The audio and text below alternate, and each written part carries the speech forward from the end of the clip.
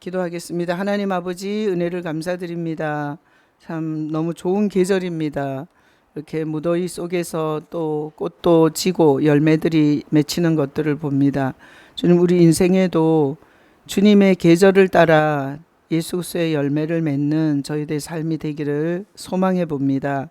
주님, 이 시간 우리 유다서를 볼 때 주님께서 성령으로 함께 해주시고, 그리고 또 주님께서 생각나게 해주시고 가르쳐 주셔서 하나님 나라의 비밀을 저희들이 잘 간직하고 이 여정을 잘 끝까지 갈 수 있도록 주님 모든 성도들을 축복하시고 주님께서 인도하여 주시옵소서. 감사하고 예수 그리스도 이름으로 감사하며 기도합나이다. 아멘. 아멘.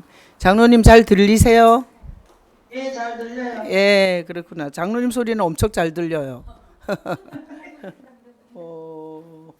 그냥 닫아도 돼요. 네, 닫아. 자, 우리 잘 지내셨죠? 예. 장로님만 잘 지내셨나 봐요. 여기는 아무도 대답 안 해요. 그리고 참 이게 장로님 보면 우리도 나이 들어서 그렇게 살아야 되는데. 예? 자, 우리 자, 우리 유다서 보고 있는데, 자, 유다서 한 절씩 지금 보고 있어요. 그 유다는 예수님의 친동생이라 그랬고, 그리고 예수님을 진짜 33년 동안 하나님과 같이 살았던 사람인 거지. 우리 주일날 영상 본 것처럼 하나님이 인간 세상에 와서 그 인간들이 하나님을 만진 거잖아요. 그죠? 품에 안기기도 하고, 그리고 직접 대화도 했고, 그리고 또 그분이 이렇게 어루만져서 치료도 받았고, 진짜 대단한 시대를 산 거예요. 예수님이 이 땅에 계실 때. 한번 그런 생각 해봤어요? 하나님이 이 땅에 와서 그 하나님을 직접 보고 만지고, 그리고 그 하나님과 대화하고 그 하나님의 직접 설교를 들은 자들. 야, 이 정말 역사상 영광 그런 영광이 없는 것 같아요. 우리는 다 믿음으로 예수님을 바라보고 있지만, 그래서 참 이 예수님의 친동생 있잖아요. 유다도 예수님의 친동생이고 야고보도 예수님의 친동생이에요. 그래서 각각 성경을 이렇게 하나씩 썼는데, 제가 이렇게 예수님의 이렇게 친형으로 하나님을 형 하면서 부르고 산 이 정말 특권. 근데 사실은 그랬기 때문에 예수를 잘 믿지 못했고, 결국은 죽으시고 부활한 다음에 성령 받고 나서 예수를 믿었어요. 그러니까 가장 늦게 믿었다고 봐야 되지. 그래서 오히려 예수님과 함께 살지 않았던 장녀나 세리, 이런 사람들이 오히려 예수님을 먼저 믿었어요. 그러니까 오히려 너무 잘하니까 믿는데 어려움이 있었던 케이스가 이 유다나 야고보라고 볼 수 있어요. 자, 그래서 오늘 17절을 중심으로 말씀을 보겠습니다. 17절 다 같이 읽어봐요. 사랑하는 자들아, 너희는 우리 주 예수 그리스도의 사도들이 미리 한 말을 기억하라. 예, 아멘. 자, 보세요. 오늘 우리가 봐야 할 본문은 유다서 1장 17절인데, 사랑하는 자들아, 나는 성경에서 이렇게 부를 때 여러분을 호칭하는 걸로 받아들여져요? 예, 그래야 되는 거죠. 자, 보세요. 사랑하는 자들아, 그러면 이게 모든 사람이 아니죠. 하나님의 구원의 비밀을 안 자들이 받아야 할 호칭이에요. 그리고 우리가 뭐 중들한테 사랑하는 자들아 그랬겠어요? 그렇죠? 그래서 이 성경에 보면 이런 표현이 있을 때마다 이 표현의 대상이 된 게 그렇게 감사할 수가 없더라고요. 자, 그러면 사랑하는 자들아 이렇게 부를 때 윤리 도덕적으로 깨끗해서 헌금을 많이 해서 봉사를 많이 해서 저처럼 담임 목회해서 사랑하는 자들이 돼요? 아니에요. 그러니까 그렇게 보면 안 되죠. 사랑하는 자들아 이랬을 때는 하나님이 보내신 메시아 그리스도 예수를 믿는 자들이 사랑하는 자들이에요. 그러니까 목회를 해도 예수를 믿지 않고 어디서 지식으로 배워서 그것을 자기의 생업의 방법으로 떠들고 있으면 사랑하는 자가 아닌 거죠. 그래서 이런 거를 묵상할 때 가장 좋은 예가 뭔가 하면, 운동장에 수백 명의 아이들이 있어도 내 새끼를 사랑하는 거잖아요. 만약에 운동장에 수백 명의 애들이 있는데 키가 큰 애, 잘생긴 애, 공부 1등 하는 애를 사랑한다면 그거는 미친 거죠. 그죠? 그러니까 부모라 함은 자기 새끼를 사랑하는 거죠. 그죠? 그러니까 여기서 사랑하는 자들아 이럴 때 예를 들어서 여기에 대해서 누가 하나님께서 사랑하는 자들인가라는 걸 한번 생각해 보셔야 돼요. 하나님의 아들이 없는 자는 아무리 업적과 윤리 도덕적으로 훌륭해도 사랑하는 자가 아니에요. 그죠? 그래서 이 사랑하는 자를 실수를 안 하고 완벽하게 살고 그리고 무엇이든지 깨끗한 자가 사랑하는 자가 아니에요. 그래서 이런 호칭을 이제 성경에서 대할 때마다 내 안에 그리스도가 계셔서 하나님이 보실 때 나를 사랑하는 자라고 불러주신다. 자주 넘어지고 실수하지만 예수 믿는 자를 사랑하는 자라고 하시는 그 개념을 정확하게 알고 계셔야 돼요. 아시겠죠? 예, 사랑하는 자들아 그러면서 너희는 우리 주 예수 그리스도의 사도들이 미리 한 말을 기억하라. 이게 오늘 본문이에요. 그러면 예수님께 안기고 그리고 그 창조주 본체의 가슴에 안기고 같이 잠을 자고 밥을 먹고 그리고 그분이 기적을 행할 때 옆에서 다 봤던 사도들인 거죠. 그죠? 그 사도들이 미리 뭔 말을 했다는 거예요. 미리. 그래서 그것을 기억하라는 거예요. 미리 한 말. 그래서 사도들이 미리 뭔 말을 했나. 그래서 사도들이 미리 한 말을 한번 생각해 보면 사도행전 1장 1절로 3절에 데오빌로여 내가 먼저 쓴 글에는 무릇 예수께서 행하시며 가르치시기를 시작하신부터 그가 택하신 사도들에게 성령으로 명하시고 승천하신 날까지의 일을 기록하였노라. 그러니까 우리가 사도들이 이게 성경을 기록했잖아요. 그죠? 성경을 기록했는데 거기 보면 예수께서 행하시며 가르치기를 시작하신부터 성령으로 명하시고 승천하신 날까지를 기록했어요. 자, 그러니까 이 사도들이 기록한 시점이 예수님의 그 행하신 시점부터 죽으시고 부활하시고 승천하신 날까지를 직접 보고 기록한 거죠. 그게 마태, 마가, 누가, 요한 이런 복음서인 거잖아요. 3절에 보면 그가 고난 받으신 후에 또한 그들에게 확실한 많은 증거로 친히 살아계심을 나타내사 40일 동안 그들에게 보이시며 하나님 나라의 일을 말씀하시니라 이랬어요. 이게 사도행전에 누가가 이렇게 기록했는데 자 보면 자 예수님이 죽으시고 부활한 것은 믿기가 너무 힘들죠. 근데 예수님께서 고난을 받고 나서 부활한 다음에 40일 동안 보여줬어요. 40일 동안. 그러니까 사도들은 싹 다 죽었다가 부활한 예수를 본 거죠. 자, 그러면서 하나님 나라의 일을 말씀하시니라. 그래서 사도들이 미리 말한 건 하나님 나라를 미리 말했어요. 하나님 나라에 대해서. 자, 하나님 나라의 주인이 누구예요? 예수님이세요. 그죠? 그러니까 하나님 나라가 이 땅에 왔던 거야. 그래서 우리가 주기도문에 보면 하나님의 뜻이 하늘에서 이룬 것 같이 땅에서도 이루어지이다 이러잖아요. 근데 보면 하나님 나라가 이 땅으로 온 게 예수님이세요. 하나님 나라가 자체가 이 땅으로 오신 거예요.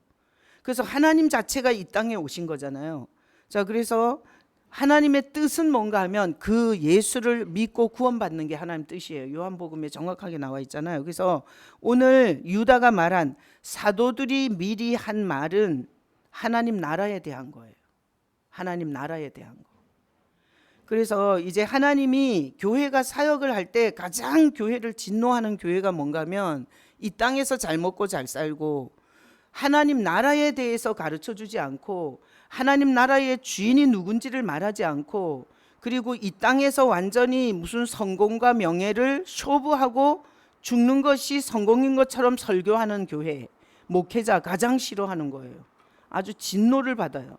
그래서 우리는 보이지 않지만 하나님 나라의 일을 알고 살아야 돼요. 자, 그래서 사도들이 미리 한 말이 뭐예요? 하나님 나라에 대해서 말했다고. 하나님 나라에. 그러면 그 하나님 나라를 가지고 오신 분이 누구예요? 예수님이세요. 그러니까 예수를 빼놓고는 하나님 나라를 보여줄 수가 없어요. 자, 그래서 지난 주일날 제가 설교한 것 중에 하나님 나라의 진리가 뭐예요? 용서예요. 하나님 나라의 진리가 항상 대입하면 똑같은 값이 용서로 나와요. 그래서 하나님 나라의 진리는 용서야. 만약에 하나님 나라가 용서라는 이 진리를 항상 행하지 않는다면 어떤 인간이 하나님 나라의 일원이 될 수 있겠어요? 그죠?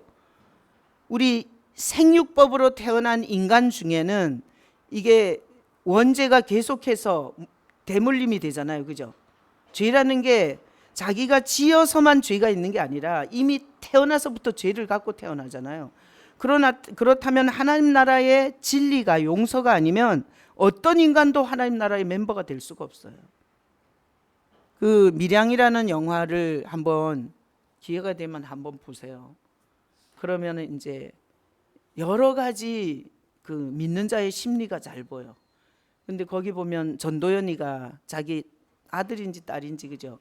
죽인 자를 예수 믿고 나서 그 은혜를 힘입어 교도소에 그 남자를 용서를 하러 가요.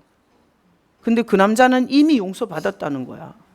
그래갖고 전도연이가 그때부터 교회에다가 돌 던지고요. 그리고 너무너무 이런 계법이 어디 있냐고. 내가 당한 사람이 용서 안 했는데 누가 니를 용서해 줬냐 이거야. 그래갖고 걔가 열받아가지고요. 근데 우리가 보면 우리가 정말 꼴보기 싫은 인간을 용서하지 말았으면 좋겠는데 용서해 줬다 그러면 조금 기분이 나쁘잖아요. 약간 우리 죄성의 심리가 그래요. 근데 사실은 우리가 하나님 나라의 일원이 되려면 용서를 거치지 않고는 누구도 일원이 될 수가 없어요. 그 용서하러 오신 하나님 나라의 주인이 예수님이세요. 그래서 1만 달란트 빚진 사실을 늘 기억해야 돼요. 그래서 나를 용서하신 주님이 뭐 마음이잖아, 그죠? 주님이 마음대로 뭐 용서하든지 말든지지 내가 용서받은 그 은혜를 붙잡고 살아야지. 나는 용서받은 게 좋지만 저런 인간은 용서하면 안 돼 이러면서 전도연이처럼 그렇게 시험에 들면 안 되겠죠. 자, 그래서 오늘 그 유다가 말한 사도들이 미리 한 말은 하나님 나라에 대해서 말했어요.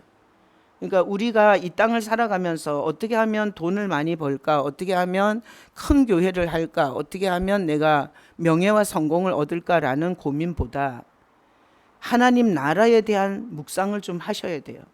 그죠? 현실의 문제는 항상 더 힘들잖아요. 그죠? 이거는 요원한 것 같고 내 삶과는 상관이 없는 것 같은데 사실은 하나님 나라에 대한 생각을 좀 하고 살아야 돼요. 집사님은 아들 군대 보내놓고 하나님 나라가 밥 먹여줘 지금. 아들이 보고 싶어 죽겠는데 왔더니 무슨 쓸데없는 얘기야 이러지 말고 걔도 군대에서 하나님 나라를 생각해야 되고 우리도 현실 문제가 많지만 하나님 나라에 대한 생각을 좀 해야 돼요. 그래서 오늘 하나님 나라에 대해서 밑에 사도들이 미리 말했는데 그 밑에 이렇게 몇 가지 말씀을 뽑아봤어요. 사도들에게 미리 하신 말씀은 뭐라고요? 하나님 나라에 대해서 말했다고. 마태복음 13장에 보면 우리가 잘 아는 것처럼 이게 예수님이 항상 비유로 말해요. 비유로. 그래서 이만희한테 혹시 신천지 공부하고 오신 분 계세요 여기? 이럴 때 자기도 모르게 이렇게 얼른 자진납세가 나와야 되는데 이만희한테 가서 이렇게 신천지 공부를 하게 되면 이게 이 비유풀이를 해요. 비유풀이를. 근데 이제 비유라는 건 이렇게 숨겨진 게 있고 겉으로 드러난 게 있는 거잖아요. 근데 이게 비유풀이를 어떻게 하느냐에 따라서 이단들이 굉장히 많이 써먹어요. 이 비유풀이를. 그래서 그 이만희가 가장 많이 써먹는 게 이게 이제 뭐 사람의 씨, 뭐 짐승의 씨 이런 걸로 첫 번째 시간 씨 공부를 해요. 씨 공부를. 혹시 씨 공부하신 분은 신천지에서 공부한 줄로 알고 회개하고 돌아오시길 바랍니다. 이게 신천지 복장시켜야 되는데 이만희는 저주받을 자고 따라 안 하는 사람은 이게 지금 신천지야.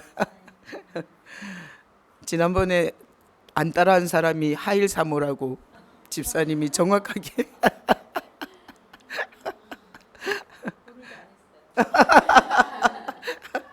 아유 웃겨. 또 혹시 모르지 그치? 신천지가 이렇게 이 교회를 넘어뜨리려고 아들과 결혼을 하고 외모도 너무 칠칠해. 그리고 이제 그리고 애를 둘씩이나 낳고 이러면서 이제 날 어떻게 하겠어 이러면서 아니 웃자고 한 얘기예요. 시험 들지 마. 자, 마태복음의 13장에 보면 마태복음 13장을 뭐라 그래요? 대표적으로 우리가 마태복음 13장 이러면 뭐라 그러죠? 천국장이라 그래요. 천국장. 냄새나는 천국장 말고 이게 천국장이라고 그래요. 그래서 저는 이게 천국에 대해서 그리고 하나님 나라에 대해서 구체적으로 묵상하고 싶으면 마태복음 13장을 이게 자주 읽어요. 그래서 여러분이 성경을 읽을 때 그냥 막 일독해야지 이렇게 읽지 말고 그냥 시간이 없을 때는 유다서 한 권, 또 뭐 룻기 한 권, 그다음에 아가서 한 권 이런 식으로 권별로 읽으면 되게 좋아요. 그래서 그냥 맹목적으로 그냥 일독했다고 한 10독 했다고 자랑하려고 막 뭔 뜻인지도 모르고 디립다 읽어대는 것보다 차라리 이렇게 권별로 읽고 그리고 많이 현실이 무겁고 힘들 때는 요한계시록을 읽으면 좋아요. 거기 보면 믿는 자들에게 주는 특혜가 이루 말할 수가 없어요. 야, 이게 이기는 믿음이 돼야 되겠구나. 디모데후서 이런 것들 진짜 좋아요. 자, 그래서 마태복음 13장은 천국장이라고 하거든요. 여기 보면 다 비유로 돼 있어요. 자, 3절에 보면 예수께서 비유로 여러 가지를 그들에게 말씀하여 이르시되 씨를 뿌리는 자가 뿌리러 나가서 자, 비유. 자, 그러면 퀴즈. 왜 성경은 비유로 써놨을까요? 왜 비유로 써놨겠어요? 비유라는 건 뭔가면 이게 정확한 진리를 아무나 접근을 못하는 거죠. 그래서 성경이 이렇게 비유로 말하는 건 예수님을 사랑하는 자만 접근할 수 있도록 이렇게 주님께서 덮어놨어요. 그래서 우리가 유대교, 지금 이스라엘의 유대교 얼마나 성경을 연구를 많이 해요. 근데 예수는 안 믿잖아요. 그죠? 그래서 예수님을 사랑하지 않고 하나님을 접근하는 방식이 다를 때는 하나님께서 절대 알 수 없도록 가려놨어요. 진리를. 그래서 진리를 못 보고 계속해서 것만 갖고 설교하고 믿고 그리고 그걸 강조하는, 그래서 이게 눈이 가려지면 그렇거든요. 그래서 이게 비유로 거기다 줄쳐놨는데, 비유로 하는 것은 옆에다가 비밀이라는 것과 똑같아요. 비밀. 풀어주지 않으면 해석을 못하는 거예요. 그래서 이단들이 해석을 잘못해서 다 이단이 되거든요. 자, 그러면 이단들이 해석을 잘못하는 건 하나님의 개입이 있다 없다? 왜? 여기 대답해봐요. 이단들이 해석을 잘못해서 이단이 된다 그랬죠? 그러면 이단들이 해석을 잘못하는 건 하나님의 개입이 있다 없다? 있다. 버리는 거예요. 버리는 거예요. 그래서 이단들이 왜 해석을 잘못하나 하면 성경의 핵심을 잘 못 잡고, 그리고 성경을 윤리도덕으로 보고, 그리고 표면을 보면서 하나님께서 눈을 가려버려요. 그러니까 주님께서 버리면 이만희처럼 성령이 되는 거예요. 문선명이처럼 완성하는 메시아가 되는 거예요. 그러니까 하나님이 개입하셔서 버리는 방법이에요. 못 보게 하는 거예요. 그래서 아무리 들어도 아무리 연구를 해도 하나님의 목적을 못 보게 하면 버림받는 거예요. 그래서 이게 사실은 신앙생활이 굉장히 두렵고 떨리는 거예요. 예를 들어서 우리가 이렇게, 제가 예수님 설교를 많이 하잖아요. 근데 자기는 예수님 설교는 듣고 싶지 않아. 그리고 사랑을 어떻게, 남편하고 어떻게 사랑해야 되는지, 자식하고 어떻게 사랑해야 되는지, 이런 실제적인 심리적 상담적 방법을 듣고 싶어, 구체적으로. 근데 나는 예수 얘기를 하면 난 짜증이 나. 그러잖아요. 그러면 이거는 주님께서 버리기로 작정한 거예요. 그래서 목회를 할 때 목회자들이 여러 가지 목회적 좋은 방법들이 많아요. 어떤 교회는 이거 뭐죠? 바자회 해갖고 진짜 부흥한 교회도 있어요. 바자회. 그래갖고 그 부침개 부치고 이럴 때 여정도에서 얼마나 신나는지 몰라. 그리고 교회에서 바자회 하면 이 청바지 메이커 옷 회사에서 막 그냥 공짜로 막 몇 박스씩 줘요. 그러면은 막 이 옷 파는 거 좋아하는 사람 있잖아. 그날은 완전히 막 난리가 나는 거야. 너무 기분이 좋은 거야. 막 돈통에 돈도 들어오지. 자기 돈은 아니지만. 하여튼 그러면서 그렇게 그래서 바자회 해서 성공한 그런 교회도 있고요. 그다음에 뭐 아버지 학교, 어머니 학교 뭐 이런 또 성경 공부 제자 훈련 뭐 이런 프로그램에서 그런 것을 추구하는 사람들로 인해서 교회를 성장시키고 부흥시킨 케이스가 다 많아요. 근데 사실은 보면 교회는 본질적으로 그래서 저는 초대교회를 많이 생각해봐요. 초대교회에 그런 프로그램이 있었을까? 그죠? 한번 여러분 초대교회 한번 생각해봐요. 지금 예수님이 막 기적을 행했던 예수를 다 봤잖아요. 그죠? 그리고 그분이 죽는 것도 봤잖아요. 그리고 살아서 40일 동안 보여줬잖아요. 그리고 나서 보는데 올라가셨어요. 그리고 그들이 기도하다가 성령을 받았을 때 주님은 더 이상 분리되어 있는 게 아니라 내 안에 계시는 거야. 마가의 다락방에서 사도행전 2장에서 성령이 임했다는 건 뭔 뜻인가 하면 예수님이 영으로 오신 거거든요. 그러니까 영으로 자기 안에 계시니까 항상 주님은 자기와 함께하는 주님을 그들이 알고 있어요. 그러면 예배를 할 때 주님과 함께하기 때문에 찬양이 그냥 자연히 그분을 향하게 돼 있는 거예요. 우리처럼 막 예수님 바라보세요 막 이렇게 안 해도 돼.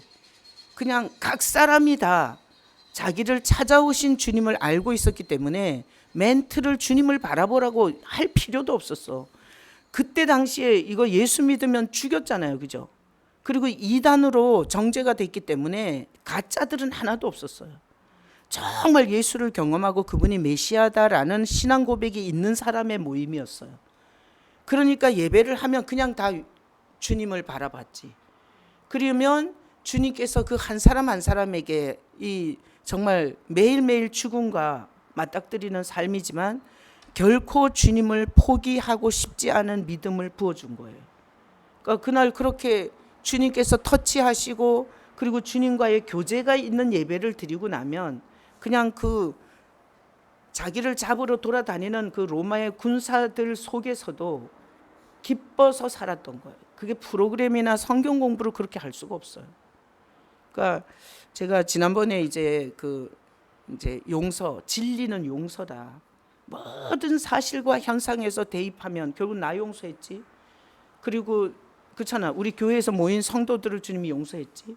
그리고 성경의 모든 인물을 죄인들을 용서해서 하나님 나라의 멤버로 지금 하나님께서 이 하나님 나라를 건설하고 계시잖아요. 자 그러면 제가 이제 맨날 고난 주간마다 그 십자가 영상을 보여줬거든요. 근데 내가 그것을 또 보여줘야 되나 참 고민이 되더라고요. 식상하게 생각하면 어떡하나. 그러면서 기도하면서 그래도 한 번도 그 영상을 못 보고 교회에 앉아 있는 사람도 있고 그리고 우리가 볼 때마다 주님께서 또 다르게 감동하실 수 있으니 그래서 이제 그냥 주님이 감동하시는 대로 그냥 보여줬어요. 그랬더니 이제 어떤 분은 그러더라고. 네, 정말 많이 울었다고. 그리고 또 자기가 보던 그 또 감동하고 또 다른 감동을 받았다고.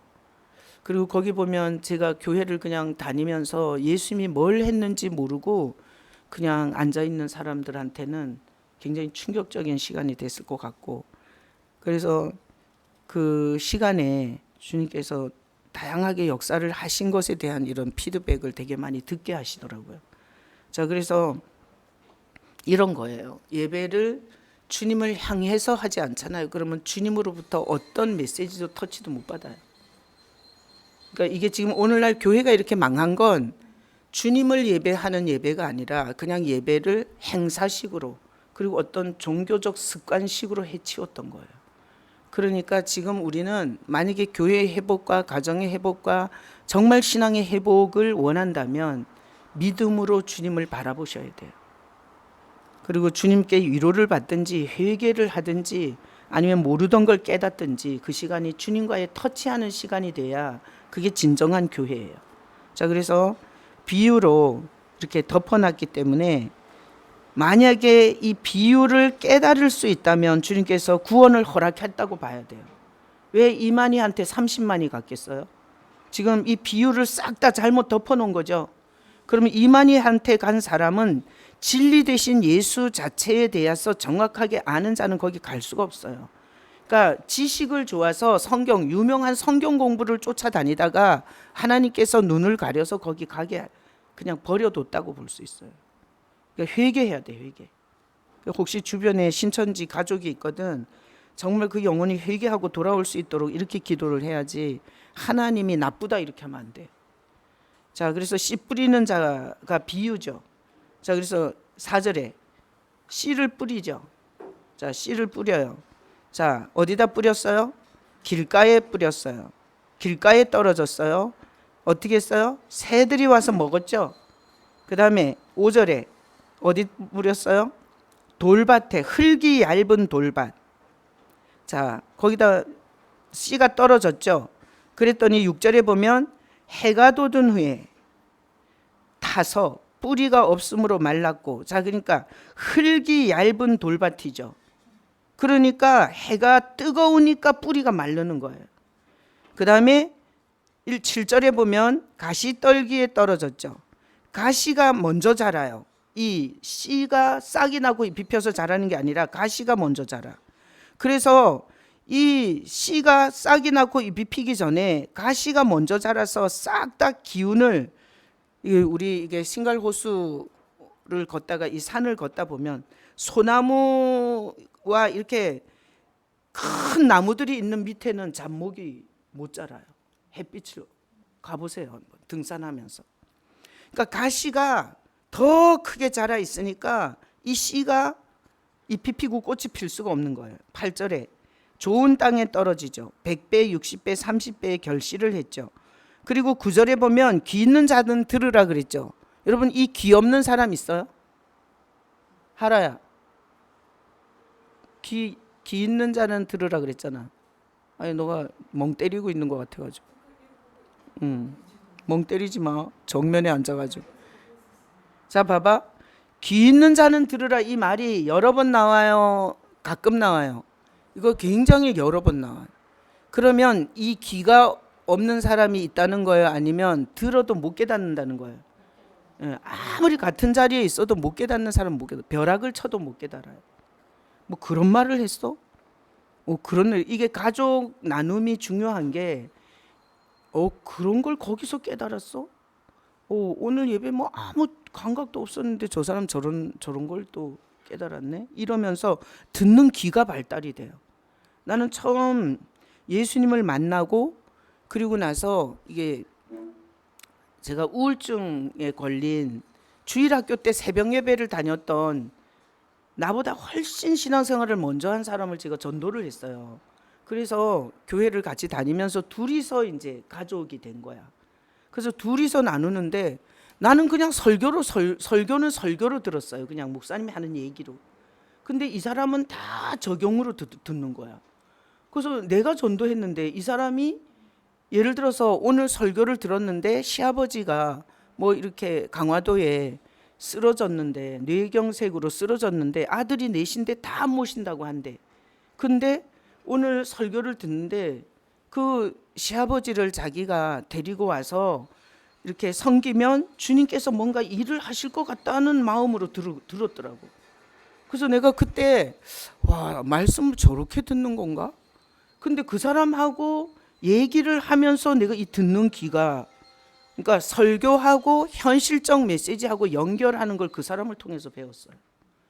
그러니까 하나님이 우리를 이렇게 붙일 때는 여러 가지 역할이 있어요. 한번 생각해봐요. 우리가 한 85억이 지금 지구촌에 사는데 하필 이 교회에서 한 가족으로 만나게 하신 이유가 없겠어요? 그렇죠? 참새 한 마리도 거저 떨어지는 법이 없는데. 그래서 우리는 가족도 어떻게 가족이 됐냐고. 그래서 그 가족도 소중하게 생각해야 되고, 육신의 가족도. 그리고 그런 아이를 키우면서 주님은 나에게 뭘 말씀하시는가. 그렇잖아. 우리가 뭐 말 안 듣는 애가 재수 없어서 내 새끼가 된 건 아니잖아요. 그죠? 그러니까 자녀들을 이렇게 키우다 보면 하나님이 나 때문에 속 썩은 적이 참 많겠구나 이 생각 되게 많이 들어요. 이런 거면 자식의 모습 속에는 내 성향이 들어있거든요. 그래서 그렇게 육신의 가족도 하나님이 뜻없이 그렇게 구성하지는 않았고, 그리고 이렇게 영적인 가족을 만나게 할 때도 뭐 내가 이리저리 떠돌아다니다가 그냥 온 게 아니에요. 주님께서 뭔가 거기서 주님이 하실 일이 있어서 만나게 하신 거예요. 그러니까 이게 만남을 하나님의 주권으로 보지 않잖아요. 그러면 자기 중심적 해석으로 결국 인생을 풀어갈 수가 없어요. 그래서 이렇게 결혼해서 이렇게 막 이게 남편한테 두드려 맞는 사람도 있잖아요. 나는 그 남편한테 두드려 맞는 것도 재수가 없어서 두드려 맞는 게 아니라 그걸 통해서 하나님께서 뭔가 좋은 일을 하고 계실 수 있다라고 생각이 들어요. 안 그래요? 또 맞는 사람이 또 시험 들라. 아니 그렇지 않아요? 그러니까 여기 지금 이 말씀에 보면 자 30배, 60배, 100배의 결실을 맺는 건 뭐예요? 좋은 땅이죠. 그래서 보니까 씨가 떨어졌는데 결실하는 거는 다 하는 건 아니죠. 이런 게 이제 메시지인 거예요, 다. 그 다음에 제자들이 예수께 나와 이르되 어찌하여 그들에게 비유로 말씀하시나이까. 그러니까 제자들이 확 까서 말하지. 이게 지금 씨 뿌리는 것이고 그리고 뭐 반 얘기잖아요. 그러니까 왜 비유로 말하냐 그랬더니 아주 정확하게 주님이 대답했어요. 천국의 비밀이에요. 비밀. 자, 천국의 비밀. 이것을 아는 것은 하나님이 허락하는 거예요. 그러니까 아무리 내 열심을 갖고 신앙생활을 해도 하나님이 허락하지 않으면 이 하나님 나라의 비밀을 못 보는 거예요. 그래서 우리 보세요. 그거 뭐지?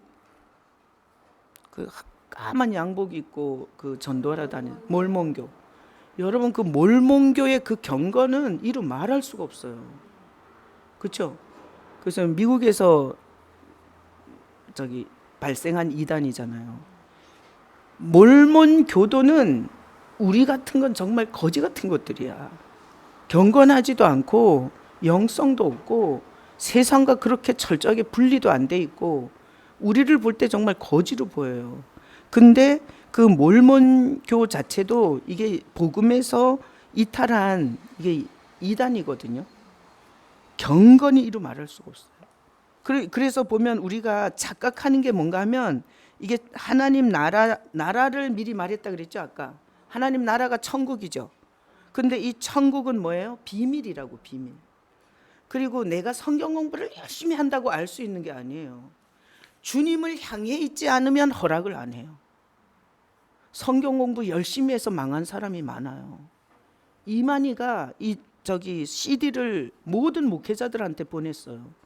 그래서 나도 이만희 CD를 받았거든요. 그리고 항상 돌아오라 그래요. 바벨론 짓을 하지 말고 자기에게로 돌아오라 그래요. 근데 그 CD를 들어보면 CD에 뭐가 있나 하면 정말 기도를 많이 했어요. 금식 기도, 하여튼 일생 다 기도했어요. 근데 이만희가 신앙생활 한 게 장막 성전이라고 2단 밑에서 했어요. 그러니까 2단 밑에서 들은 교리를 가지고 2단의 교주를 보면서 자기도 교주가 되고 싶었던 거예요. 그러니까 자기에게 맞게 이게 성경을 오류적 해석을 하다 보니까 이게 신흥 2단이 나오는 거예요. 그래서 이런 말이 있어요. 2단에서 2단 나온다고. 절대 건강한 교회에서는 2단이 안 나와요. 왜냐하면 건강한 교단에서는 그래도 그 성경의 핵심적인 이 가이드라인을 쳐주기 때문에. 근데 절대 2단은 장막 성전, 그 옛날에 1984년에 이장님이 있었죠. 재림파. 근데 거기 밑에서 있었던 사람이 또 그런 형태의 재림파가 또 나와요. 그래서 우리가 성도들이 교회에 왔을 때 어느 교회 다니다 왔냐 이걸 물어보는 건 되게 중요해요. 왜 그런가 하면 내가 저쪽 8층에 있을 때도 어느 교회 다니다 왔냐 이러는데 말을 잘 할 줄을 몰라. 그래서 저기 저쪽 수원역 권선동 거기 있었대. 거기 무슨 교회를 내가 뭐 다 아는 것도 아니잖아. 근데 무슨 교회를 다니다 왔냐 이러잖아. 그러면 말을 얼버무려. 이인영이라는 애가 있었는데 이민영인가? 하여튼 그런 여자애가 왔어. 내가 사무실에 데리고 가서 어느 교회에 다니다 왔냐 그랬더니까 뭐 권선동의 어떤 교회를 다니다 왔대. 장로교회나 뭐 침례교회냐 감리교회냐 이러니까 또 말을 잘 못해. 그러다가 목사님이 이름이 뭐냐 이래도 또 말을 잘 못해. 그래서 내가 약간 이거 이상하다 그랬는데 나중에 보니까 걔가 신천지에서 왔어요. 그래가지고 걔가 아주 이민영이란 이름으로 나한테 편지를 몇 통을 보냈어. 돌아오라고. 그래서 이게 이제 우리가 이렇게 교회 자기가 어떤 교회를 거쳐서 신앙생활을 하는지가 되게 중요해요. 그래서 이단 교회에 갔던 사람은 그 이단 교리에 계속해서 이렇게 영향을 받기 때문에 굉장히 말씀을 듣는데도 어려워요. 그래서 천국이 비밀이고, 자 거기다 허락에다가 동그라미 해놓고 성경 공부를 많이 하면 하나님 나라의 비밀인 예수를 알 수 있어요? 아니, 이 허락이라는 건 주권이 어디 있는 거예요? 하나님께 있는 거야. 그래서 예배도 주님을 향해 있어야 되고, 그리고 이 천국의 비밀도 주님께서 허락해줘야 깨닫는다니까요. 근데 이게 주권이 지금 뒤집혀 있는 거야. 이게 어디서 왔나 하면 중세 캐톨릭에서 사제들이 면죄부를 줬죠. 사제들이 이렇게 커튼 쳐놓고 이게 고해 성사를 하면 사제들이 용서를 해줬잖아요. 그러니까 이 사제들한테 용서권이 있었죠. 그리고 사제들이 이게 종부성사 같은 거 이거 해주면 천국 가는 거야. 사제들이 그 어머니가 그래서 그 얘기를 한 거예요. 우리 동네에서 이제 저기 집사님 어머니가 내가 죽거든 목사님한테 영세를 해달라고 했다 그러잖아. 그 동네에서 보니까 그게 이제 영세가 아니라 종부성사예요. 그게 사제가 와서 마지막 죽은 영혼에 대해서 하나님께 중보적 이 세레머니를 하는 거예요. 그러면 그 영혼이 종부성사를 해주면 천국 가. 사제가 와서.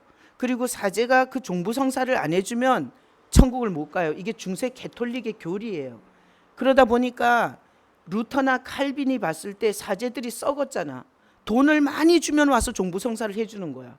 그리고 가난한 자들의 종부성사는 안 해주는 거야. 그러니까 그것에 대한 엄청난 그럴 리가 없다는 거지 하나님이. 그러면서 이게 종교 개혁이 일어났거든요. 근데 이게 이제 교회가 보면 성경 공부를 많이 하면 이게 하나님과 상관없이 구원의 확신이 생겨요. 이게 구원파잖아요. 이게 구원파는 가면 이스라엘의 역사에 대해서 동영상으로 얼마나 공부를 잘 시켜주는지 몰라요. 내가 우리 교회 다니다가 구원파에 빠진 사람이 얘기를 해줘서 알았어요. 여기 지금 영통 입구에 있는 그 수원교회 아시죠? 집사님 조심하세요. 바로 옆에 있잖아요. 모르면은 그냥 건물이 크고 사람이 많이 모이면 아 좋은 교회인가 보다 그러고 가는 거예요. 근데 영통 그 다리 밑에 수원교회는 아주 철저한 박옥수파예요. 그래서 그게 구원파거든요. 성경 공부 배운 걸 보면 이스라엘의 그 민족적 역사 동영상으로 얼마나 홀딱 반하게 공부를 시켜. 그리고 나서 그 구원파의 특징이 뭔가 하면 성경 공부를 통해서 구원의 확신을 주는 거예요. 그렇다면 오늘 예수님이 직접 한 이 말은 이게 성경에서 제해야 돼요. 왜? 여기 보면 천국의 비밀을 아는 것이 너희에겐 허락되는 거잖아. 아무리 목회자가 구원의 확신을 줘도 주님이 허락하지 않으면 확신을 받을 수가 없어요. 그렇죠? 그러니까 목사가 하는 성경 공부에 매달리는 게 아니라 그걸 허락하시는 분을 향해서 고개를 들어야지. 그리고 그분을 향해서 찬양을 해야지. 그분을 향해서 신앙 고백에 대한 중압감을 가져야지. 지금 그래서 교회가 쌍망한 거예요. 그래서 거기 허락에다 박스 치고 여러분의 구원을 결정을 누가 해요? 예수님이 하세요. 예수님이. 그죠? 구원의 결정을 예수님이 하는 거예요. 그리고 구원의 비밀인 천국의 비밀인 자기를 계시하는 것도 예수님 마음이에요. 제가 이렇게 우리 이제 세미나에 가보면 거기서 똑같이 강의를 듣고 똑같이 절대 시간을 하고 똑같이 워크숍을 하고 하는데 예수님에 대해서 쭉쭉쭉쭉쭉 계속해서 정말 열리는 사람이 있고 도대체 뭔 얘기를 하는지를 못 알아듣는 사람도 있어요. 똑같은 얘기를 듣는다고 해서 똑같이 알아듣지를 못해요. 그것은 무슨 차이냐?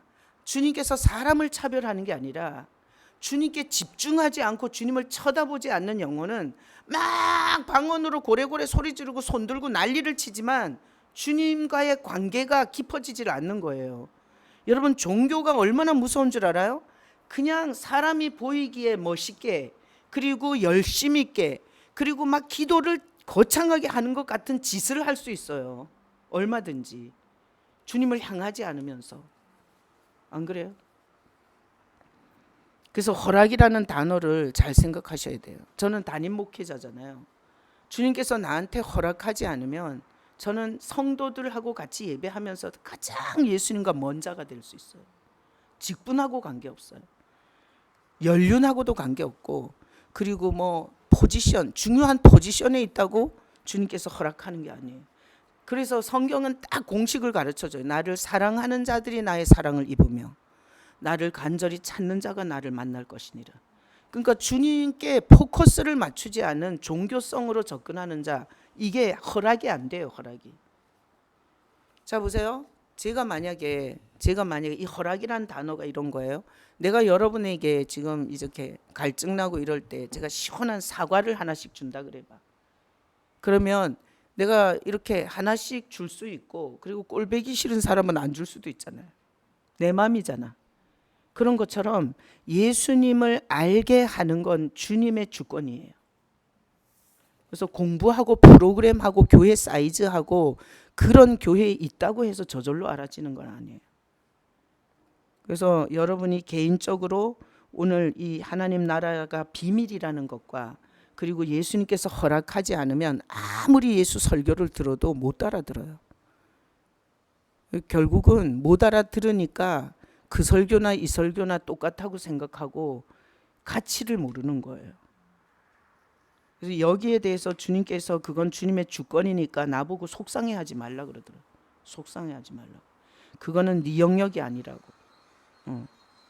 자, 12절에 무릇 있는 자는 받아 넉넉하게 되되 없는 자는 그 있는 것도 빼앗기리라.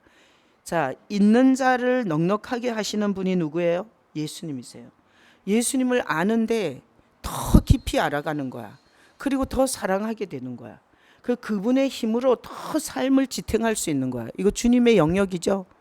어떤 목사가 설교를 잘해서 그걸 마음대로 조종할 수 없죠. 그 다음에 없는 자는 그 있는 것도 빼앗기리라. 그러니까 희끄무리하게 알던 예수를 완전히 놓치고, 그리고 완전 종교성으로 윤리 도덕과 계명을 지켜서 신의 산을 기어 오르는 것 같은 이런 신앙이 될 수 있게 내버려 둘 수 있는 것도 주님의 영역이죠. 그래서 목회자가 예수님의 이 주권을 모르잖아. 그러면 진짜 별짓을 다 할 것 같아. 내가 목회를 해보니까. 별짓을. 사람한테 비유 맞추는 거, 프로그램 돌리는 거, 경영 방법, 그리고 심리적인 거 이용하는 거, 그 다음에 또 여러 가지 영업적 방법들, 경영 방법들, 이런 걸로 아주 탁월해질 것 같아요. 근데 이 부분에 대해서 눈이 열리고 나니 항상 주님의 눈치를 보게 돼요. 제가 담임 목회를 하고도 주님이 허락하지 않으면 나는 이 구원의 비밀에서 멀어져서 가장 비참한 자가 될 수 있다니까요. 강단에서 설교하고 개퍼문제 했는데 오히려 그 설교를 듣고 거듭나는 성도는 있을 수 있어. 근데 본인이 주님께 향해 있지 않을 때 이 본인은 버림받은 자예요. 그러니까 그럴 수가 있어요. 목회자가 거듭나지 않았는데 성도가 은혜 받을 수 있어요? 그럴 수는 없지만 천주교에서도요, 거듭나는 사람이 있어요. 그 천주교 그 완전히 무당집 같은 귀신집 같은 그 가운데서도 방언하는 사람들이 있어요. 이렇게 예수님을 만나는 신앙을 고백하는 사람들이 있어요. 진짜 천에 하나 만에 하나 희귀하긴 하지만. 그래서 이렇게 하나님에 대한 간절함과 절절한 마음을 갖고 있잖아요. 그럼 만나요.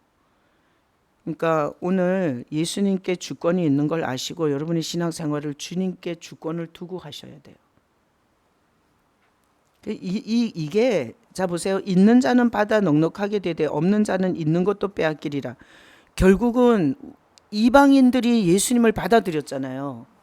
그러고 나서 지금 이방인 교회들이 얼마나 풍성해졌어요. 이스라엘은 가보세요. 98%가 유대교예요. 그들은 예수님이 그 땅으로 왔고 그 민족으로 예수님이 오셨는데 있는 것도 빼앗겨 버린 거예요.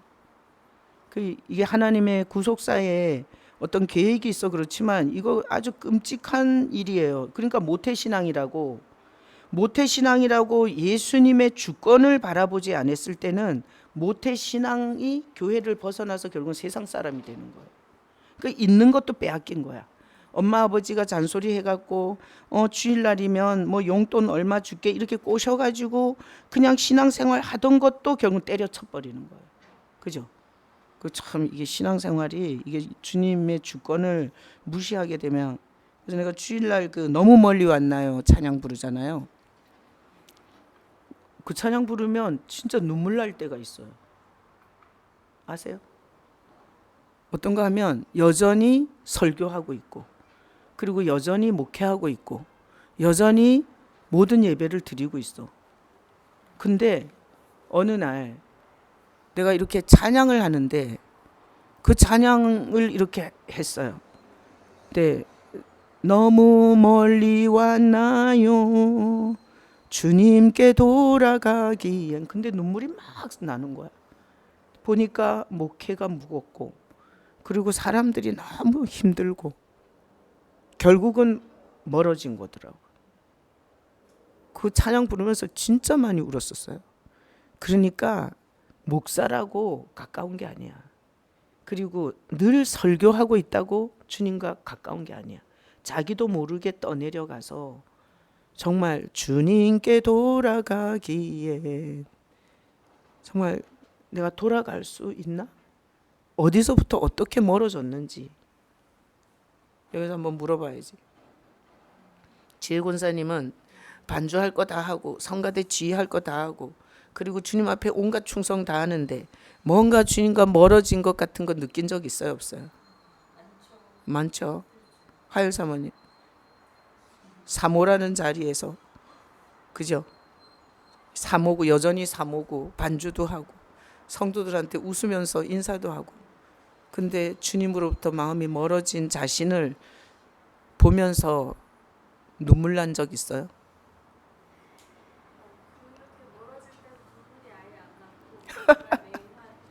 아, 그렇구나.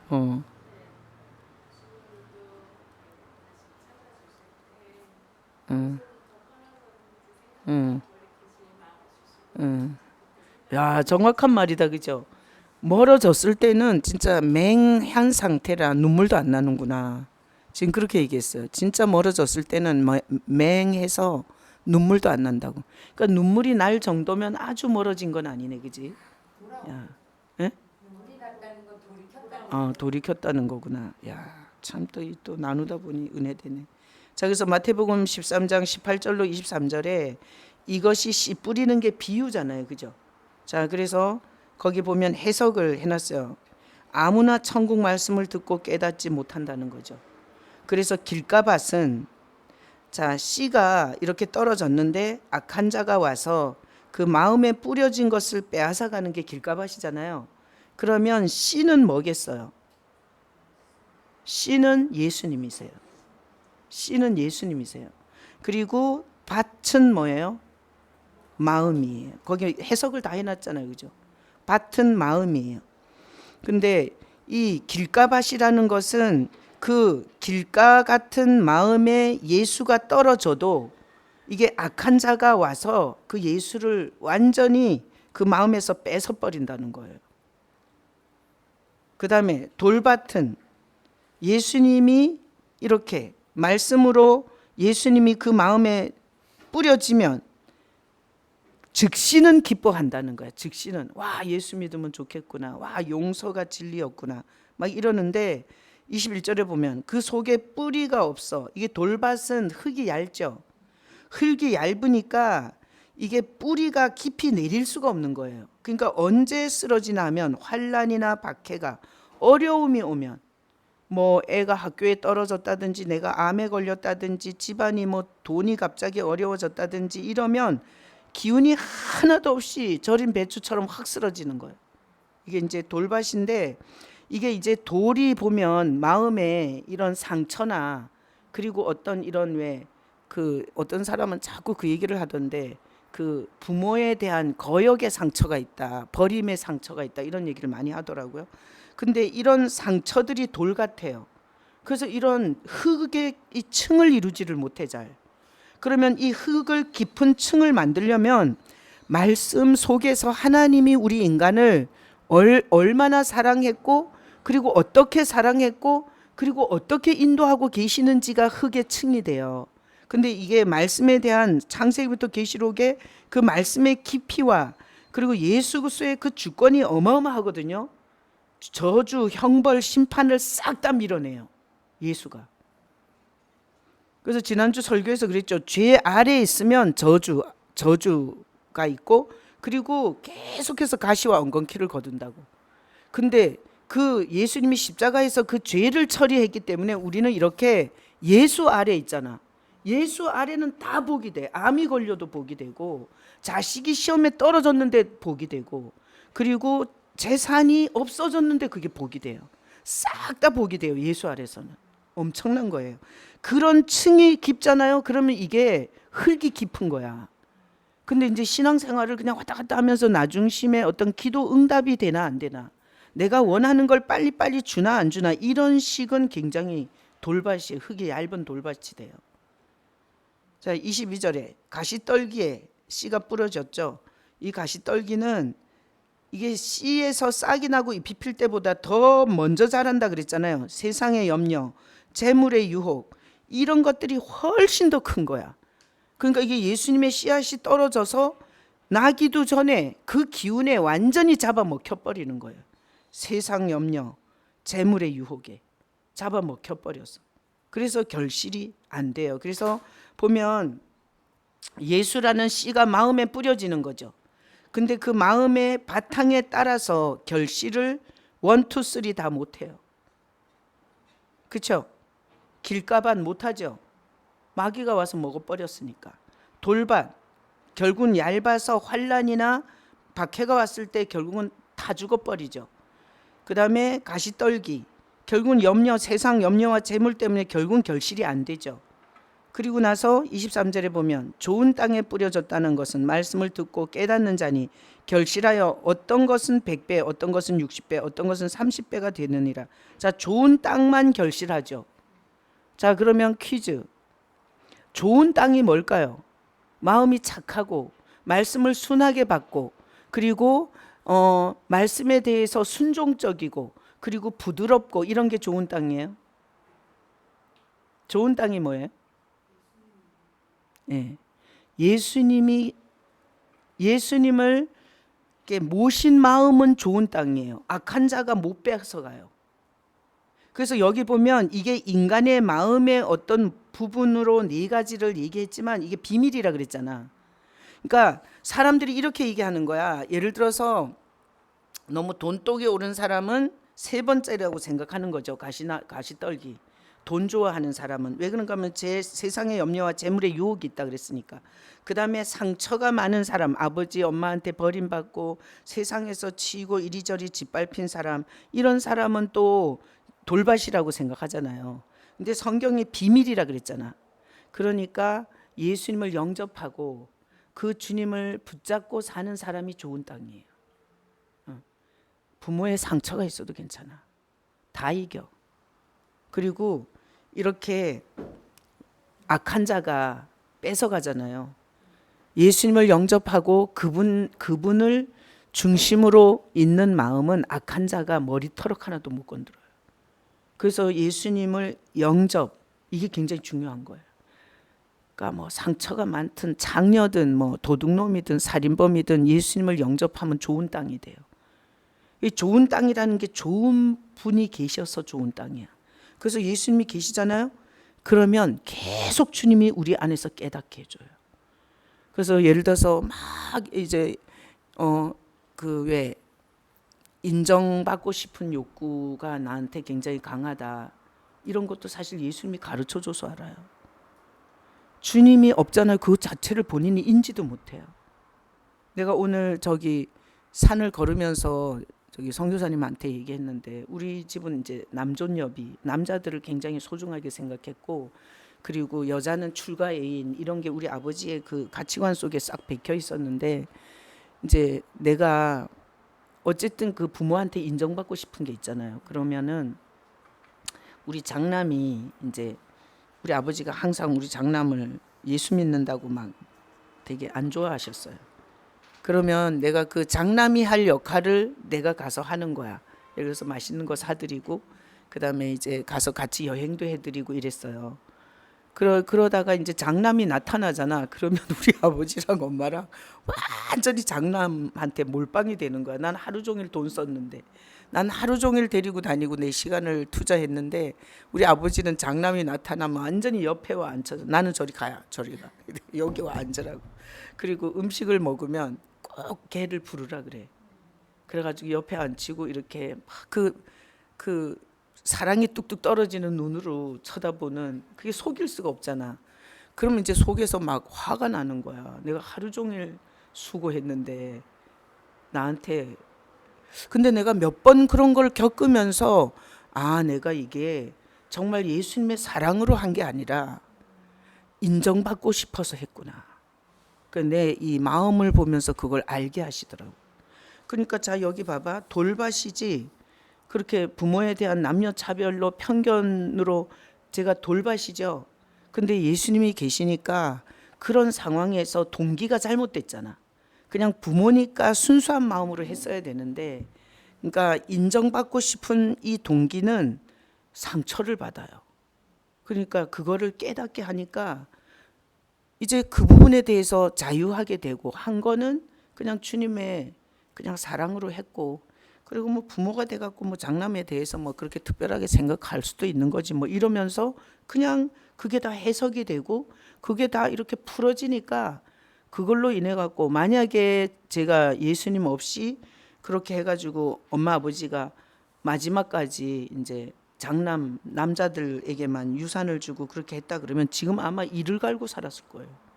그게 예수님이 계시면 다 필요 없어. 주님이 계시면 하여튼 딱딱하든 뭐 돌이 있든 뭐 돈독이 올랐든 다 주님께서 다 깨닫게 하셔.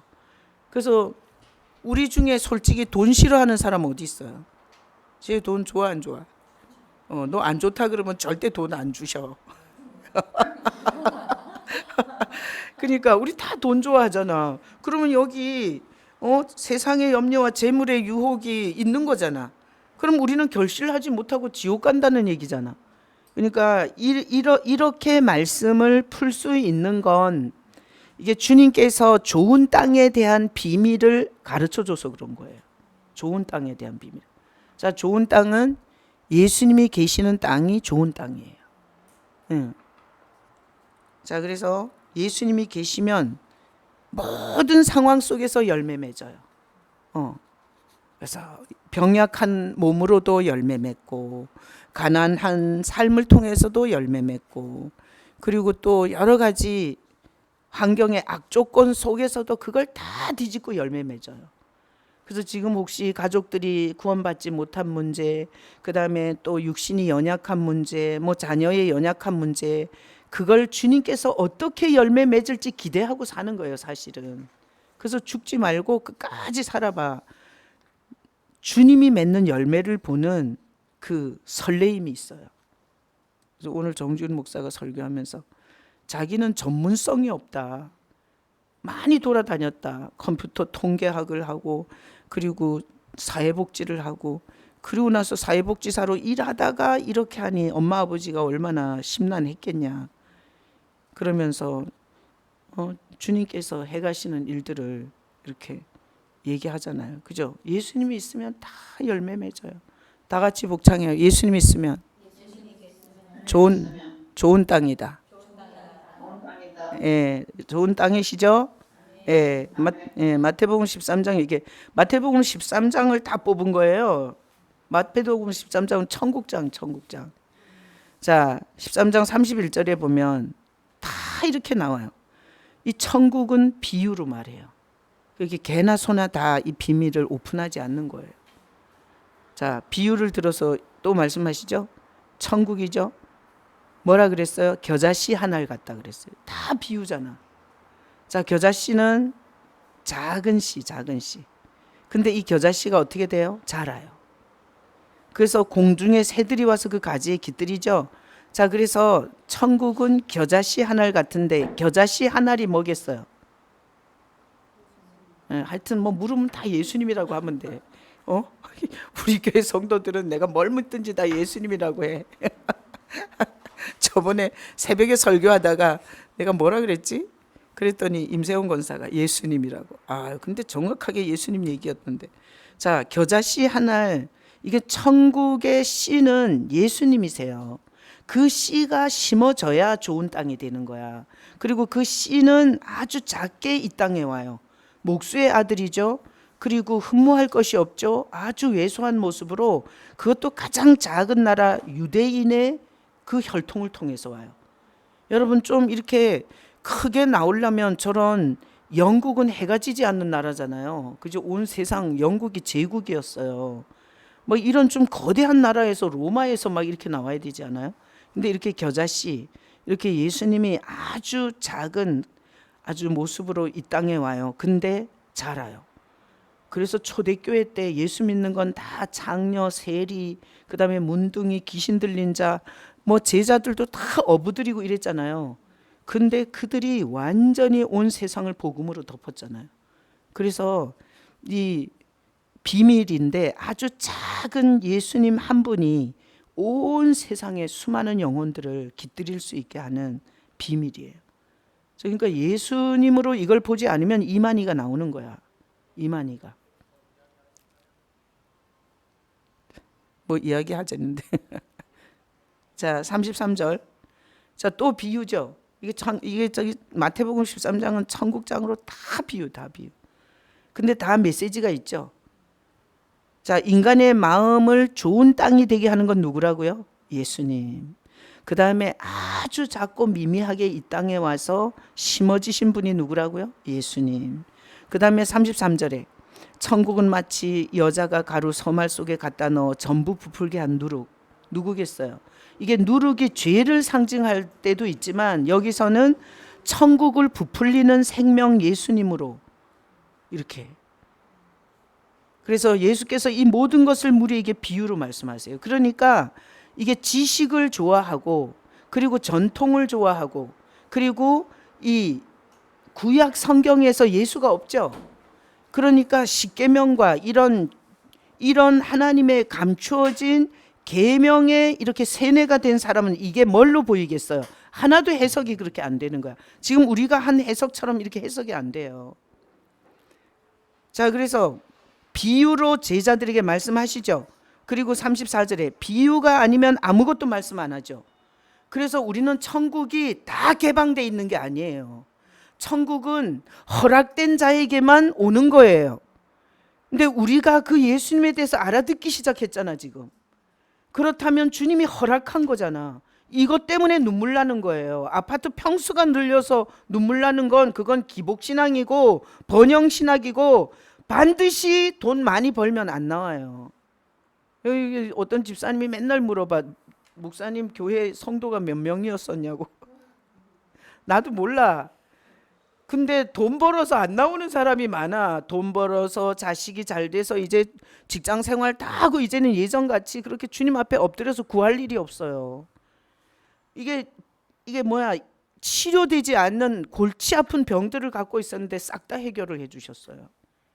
그러니까 그러면은 이제는 필요 없는 거야, 주님이. 그러니까 이게 비밀이 제대로 보이지 않으면 예수라는 비밀을 붙잡고 가는 거예요.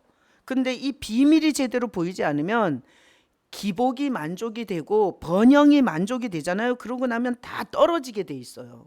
끝까지 못 가요.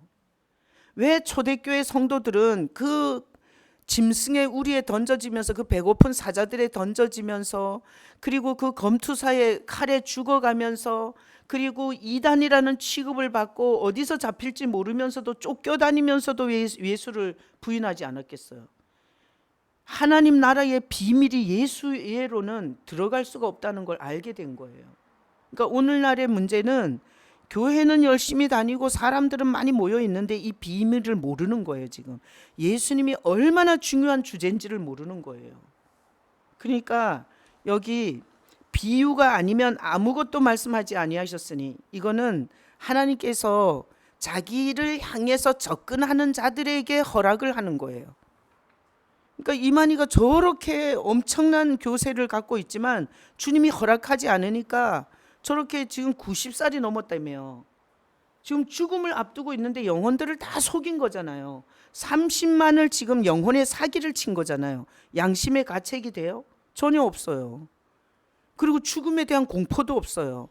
아까 하일 사모가 얘기한 것처럼 정말 주님과 멀어졌을 때 눈물이 나는 거는 그렇게 멀어진 게 아니라고. 진짜 멀어졌을 때는 눈물이 안 난다고. 그리고 맹하고 멍하고, 그리고 그 말이 아무 감각 없이 들린다고. 그 말에 나 오늘 은혜 받았네.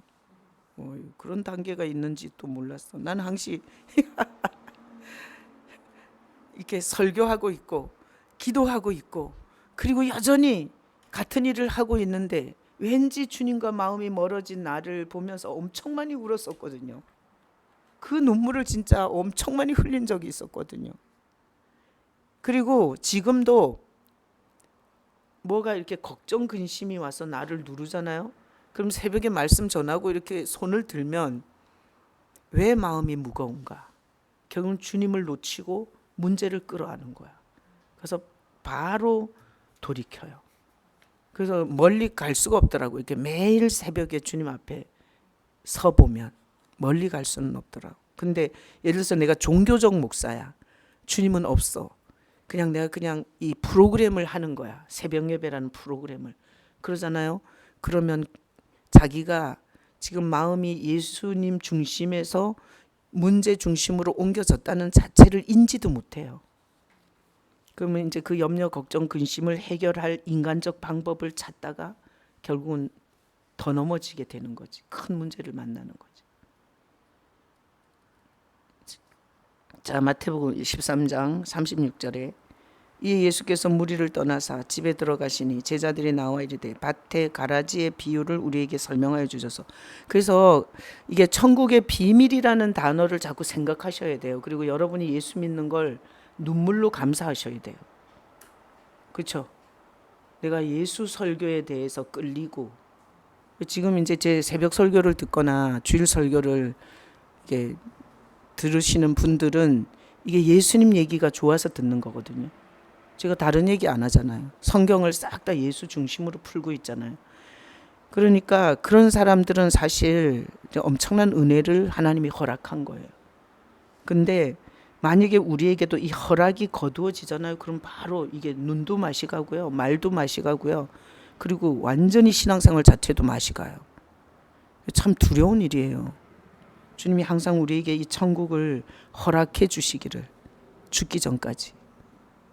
그 사실 그 기도가 더 절절한 기도 아니에요? 그죠?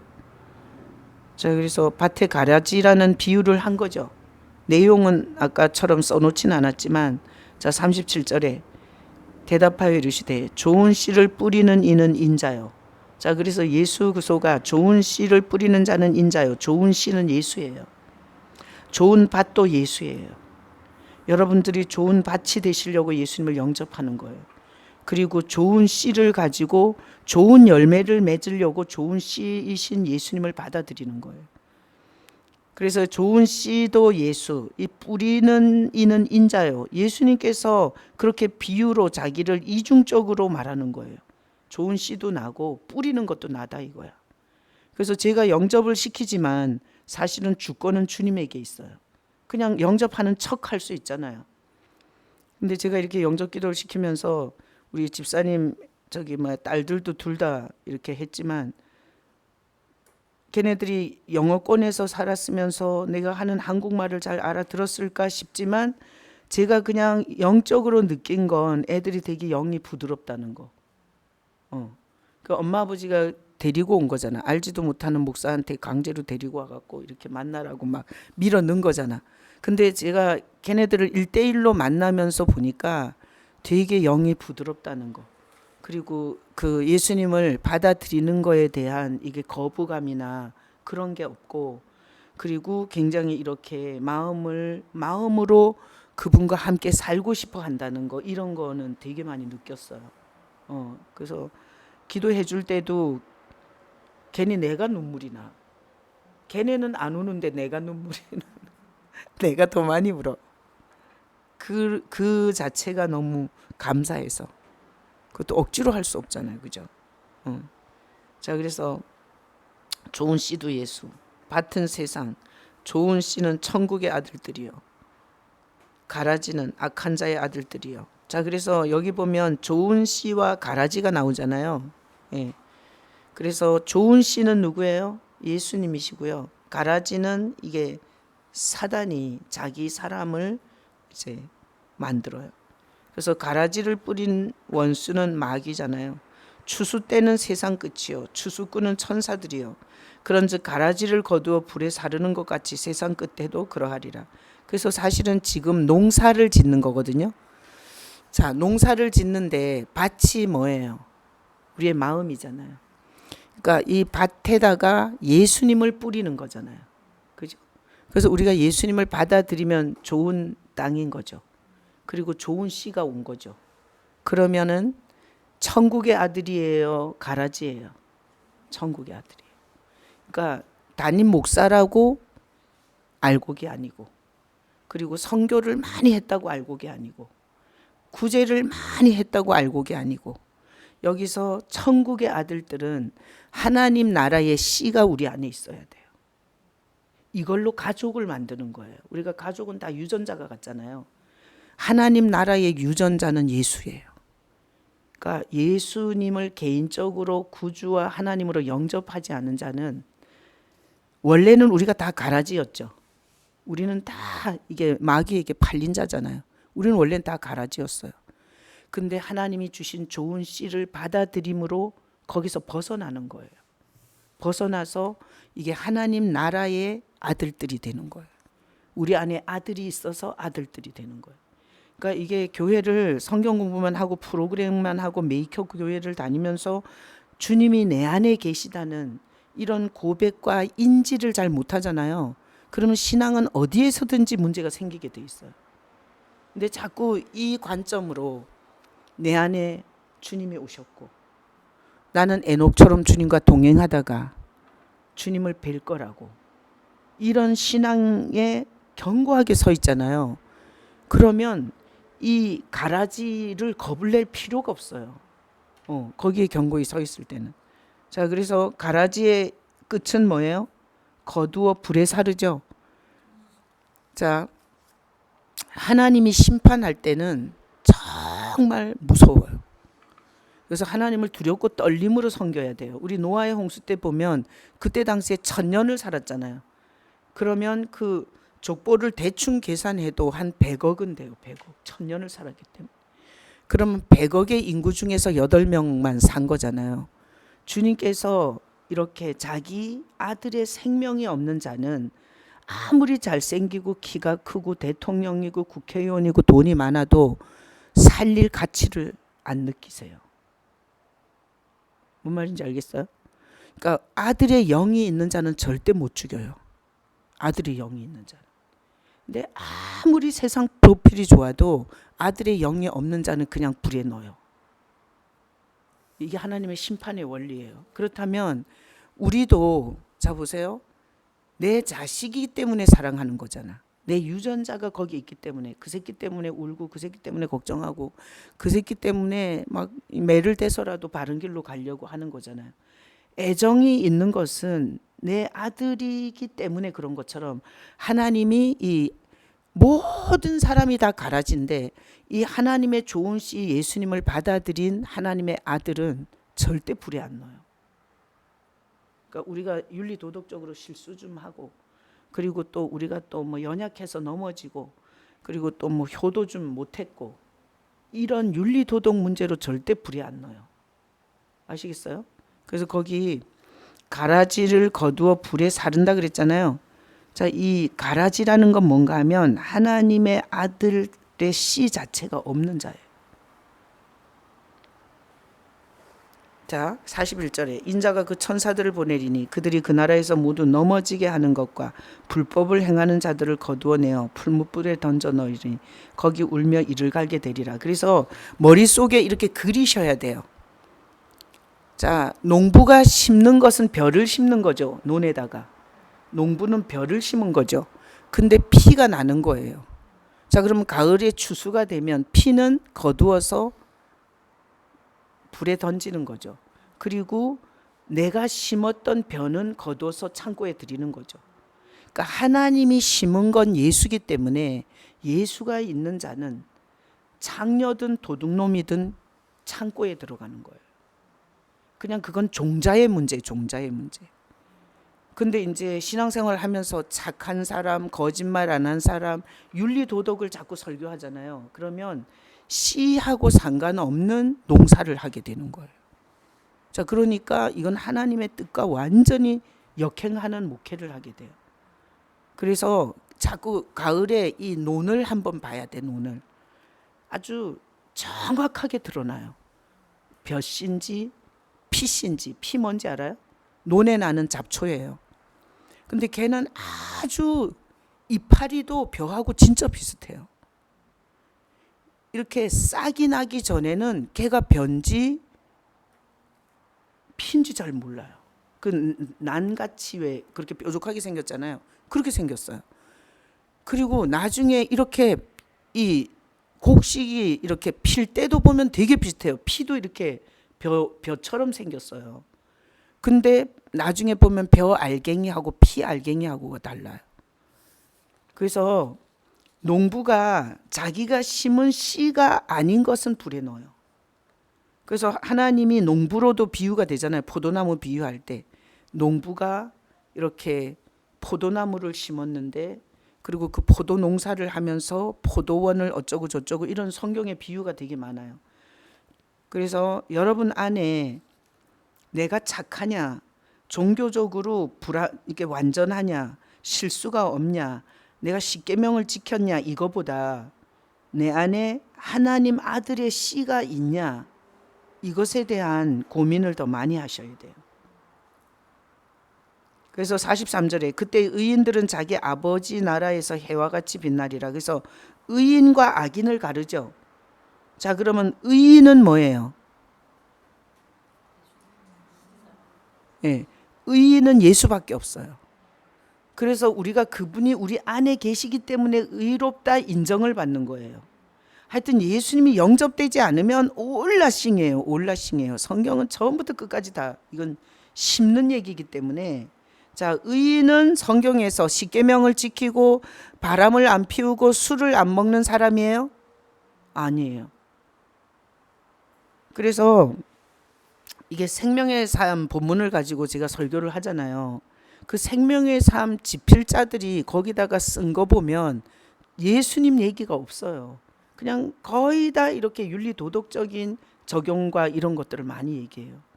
그래서 그 본문은 하지만 절대 그 책을 참고하진 않아요. 자, 그래서 의인이라는 개념 정리가 돼야 돼. 우리는 머릿속에 의인 이러면 착한 사람, 거짓말 안 하는 사람, 그리고 윤리 도덕적으로 완벽한 사람. 자꾸 이게 마귀 새끼가 우리한테 의인이라는 걸 자꾸 왜곡 정보를 자꾸 줘요. 이걸 쳐내셔야 돼요. 지금부터 싸우셔야 돼요. 의인은 누구예요? 예수밖에 없어요. 그리고 우리 안에 그분 계셔야 우리는 의인이에요. 자, 그래서 의인은 아버지 나라에서 해와 같이 빛나리라. 그래서 예수님이 오셔서 자꾸 이 의인과 악인의 개념을 깨려고 사람들이 생각하는 악인한테 자꾸 간 거야. 창녀한테, 세리한테, 그리고 귀신 들린 자한테. 이거는 윤리 도덕적으로 봤을 땐 다 악인이에요. 근데 예수님이 일부러 자꾸 그런 거야. 일부러 그렇게 세상의 악인 같은 자에게 가서 의를 줘서 네가 오늘 나와 함께 낙원에 있다 그러고 네가 오늘 구원이 받았다 그러고. 그러니까 이 유대인들은 미치는 거야. 자기네는 바람도 안 피웠지, 그리고 술도 안 먹지, 그리고 자기네는 이렇게 율법을 지키며 경건한데 자기들은 막 이 화 있을 찐저 이 바리새인과 서기관들이요 막 이게 저주를 퍼붓고, 그리고 계속해서 이 자기네 눈에 나라를 망하게 하고 그리고 집안을 망친 저 창녀와 저 세리를 자꾸만 가서 의롭다 하니까 열받아가지고 죽인 거예요. 근데 우리는 그걸 통해서 이 개념을 잘 배워야 돼요. 자, 그래서 위에 악한 자는 누구예요? 의인은 예수님이 있는 자고 악한 자는 누구예요? 예수님 없는 종교는 악한 자예요. 그래서 예수님은 이 악한 자들을 향해서 예수님께 오지 않고 종교적 의를 추구하는 악한 자들을 저주를 얼마나 퍼붓는지 몰라요. 그래서 오늘날 이 종교인을 조심해야 돼. 종교인을. 예수도 없으면서 어렸을 때부터 교회를 다녀서 교회에서 뭘 해야 되는지를 그냥 일목요연하게 떠드는 사람들 있잖아요. 그게 제일 무서운 사람인 거예요. 여러분 안에 예수님 계시길 축복합니다. 자, 그러면 우리 교회가 하나님을 기쁘시게 하는 교회라면 다 각각 예수님을 영접한 의인들의 모임이 돼야 돼. 근데 뭐 예수님을 영접하고도 뭐 술 처먹는 인간도 있고 도둑질하는 인간도 있고 그러더라도 하나님이 보실 땐 일단은 의인들이 돼야 되는 거예요. 예수님을 영접한 자들의 모임이 돼야 되는 거죠. 자, 마태복음 13장 44절에 또 천국은 마치 밭에 감추인 보화예요. 이게 감추인 보화야. 그래서 사람이 이를 발견한 후 숨겨두고 기뻐하며 돌아가서 자기의 소유를 다 팔아 그 밭을 사요. 그래서 밭에 감추인 보화가 뭐예요? 예수님이세요. 그러니까 교회를 다니면서 예수를 발견하지 않은 자는 10원도 헌금 못해요. 10원도. 하나님이 예수님을 보화로 보지 않는 자의 돈을 절대 안 써요. 제가 목회를 하면서 알게 되는 거예요. 예수님이 보화라는 걸 아는 자는요, 주님께서 그 사람 돈을 갖다 쓰시고 갚아주시는 거예요. 그리고 이게 심은 대로 거둔다 그러잖아요. 하나님 나라에 이게 불법이 아니라 하나님의 원리예요. 그래서 씨앗을 하나 심었잖아요. 근데 우리 아버지가 농사 지을 때 보면 이 하나의 옥수수에서 대공이 하나 나서 옥수수가 많이 잘리면 4자루까지 달려요. 그럼 도대체 그래? 공식적으로? 나는 그게 달리는 게 공식적으로 그래요? 2자루씩만? 내가 3자루 달린 거 발견해서 갖다 보여줘야지. 그래, 어쨌든 봐봐, 하나를 심었는데 그럼 고쳐야 되겠네. 나는 어렸을 때 옥수수를 이렇게 따서 우리는 옥수수와 감자를 많이 먹었어요. 그때 3자루까지는 본 것 같은데 그거는 품종이 그래서 그런 거 아니에요? 원래? 이거 한번 알아봐야 되겠다, 그치? 옥수수 몇 자루 잘리나? 어쨌든 자 보세요. 하나를 심었는데 2자루면 도대체 몇 배냐고. 그건 100배도 더 돼요. 근데 이런 거예요. 하나님이 예수님을 보화로 보지 않는 자의 돈은 절대 안 갖다 써요. 그러니까 여러분이 헌금을 한 게 아니고요. 주님이 갖다 쓰는 거예요. 그러니까 갖다 쓰는 거지. 그리고 그거를 갖고 농사를 지으시는 거예요. 그래서 그걸 갖고 주님께서 열매를 돌려줘요. 그래서 밭에 감추인 보화는 누구예요? 예수님이세요. 그래서 신앙생활을 하면서 예수님을 발견하지 못한 자 절대 자기 소유를 드리진 않아요. 어떤 사람은 이래 10원도 헌금은 안 해. 근데 청소는 하고 밥은 해. 근데 10원도 헌금은 안 해. 근데 이거는 이제 영의 문제예요. 그러니까 내가 그건 할 수 있지만 돈은 낼 수 없다 이거잖아요. 그래서 이게 주머니가 거듭나지 않은 자는 영이 거듭나지 않았다고 말하는 게 있어요. 그게 뭔가 하면 예수님이 얼마나 귀한 보화인지를 아는 자는 이게 소유가 아깝지가 않아요. 그래서 이게 주머니가 나오게 돼 있어요. 그리고 내가 아는 분들은 진짜 여기 내가 그 마지막에 그 1억이 없어가지고 마지막 잔금 치를 때 그래서 내가 거실 소파에 앉아가지고 1시가 될 때까지 그 산을 쳐다보고 그냥 이렇게 앉아 있을 때 어떤 권사님이 전화하셔갖고 자꾸 하나님이 목사님이 뭔 고민이 있다고 자꾸 생각나게 해서 자기가 견딜 수 없어서 전화하셨다고. 그래가지고 내가 사실 1억이 없어서 어디 좀 빌려야 되는데 빌릴 데도 없고 이랬더니 그분이 이제 빌려줬잖아요. 근데 그분은 그 이후에 그 1억을 빌려주고, 그리고 또 우리가 저쪽 전세가 나와갖고 금방 갚았어요. 한 달 안 돼서 갚았어요. 근데 그리고 나서 또 그분에게 그 갚기 전에 또 부가가치세를 6,600인가 줘야 되는 거야. 그래서 이 사람은 그래도 빌려줬으니까 몇 달 쓰고 부가가치세를 먼저 주인은 믿지도 않는데 줄까? 이렇게 생각하고 있는데 주님께서 그렇게 순서를 그렇게 하지 말고 빌린 돈은 먼저 갚으라 하더라고요. 그래서 그냥 1억을 보내드렸어요. 돈이 들어와서. 그랬는데 통장에 보니까 그분은 내가 1억을 보내기 전에 몇 천만 원을 미리 헌금을 했더라고. 야, 그래서 내가 하나님이 너무 정확하신 걸 알았어요. 내가 이게 잔머리를 굴렸으면, 그지? 그 사람한테도 쪽팔리고. 그러니까 그 사람은 이미 나한테 1억을 빌려줄 때 자기는 몇 천만 원에 대한 헌금을 작정을 했더라고요, 이미. 그랬는데 나는 그걸 모르잖아. 그러니까 나는 급한 돈 때문에 1억을 다 안 갖고 부분만 갖고, 그리고 부가가치세를 해결해야지. 그런데 주님께서 그러지 말라고 감동을. 참 감동이 정확할 때가 되게 많아요. 근데 그분은 내가 1억을 보내기 전에 몇 천만 원을 이미 헌금으로 또 보냈더라고요.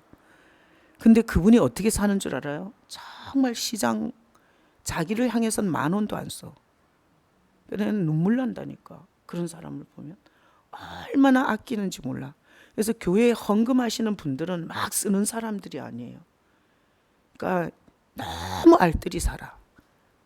그리고 나는 주일날 이렇게 밥 버리는 거 진짜 마음 아프거든요. 밥 남으면 내가 우리 집에 가져가서 어떻게 했든지 며칠을 먹든지 다 먹어. 그 알뜰히 사는 사람들이요, 그 아주 큰 헌신들을 해요. 왜 그러겠어요? 너무나 귀한 분이라.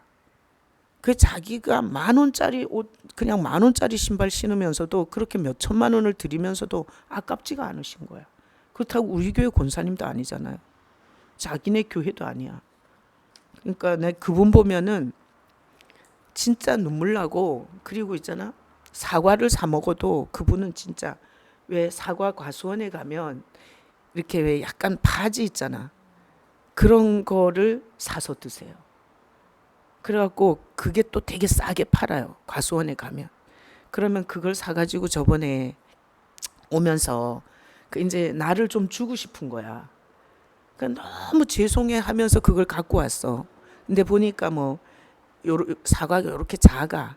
근데 이렇게 좀 그런 거야. 근데 그분 얘기가 그런 게 더 맛있다 이거야. 근데 내가 그걸 받으면서 진짜 속으로 눈물 나더라고요. 진짜 돈이 많으신 분인데 자기 자신을 위해서는 그렇게 알뜰하게 살면서, 하여튼 우리 교회에만 그런 게 아니라 이게 누구든지 주의 종이든 선교사든 뭔가 이렇게 힘들어 하면은 그냥 아낌없이 그렇게 줘요. 그래서 사실 우리 선교사한테도 예전에 이제 그 선교지에 세팅을 할 때 우리 교회에서도 돈이 많이 갔고, 그리고 여기서 세팅 준비를 하고 있을 때 진짜 거지거든요, 거지. 근데 그분이 이렇게 줬어요. 근데 너는 기억하지? 그분이 이렇게 그리고 헌금 준 거 이렇게 교회를 통해서 또 갔어. 근데 그분은 기억도 못 하더라고요. 기억도. 그러니까 참 그런 분 보면 내가 눈물 나는 게, 어떻게 인간의 이성으로는 그럴 수 없는 거예요. 그러니까 신앙생활은 절대 이성은 못 해요. 이성은 계산하게 되죠. 손해죠. 그리고 자기 앞가림을 하기 때문에 절대 이성은 그렇게 못 해요. 근데 그냥 그 보화의 가치 때문에 그러는 거예요. 그런 사람들이 참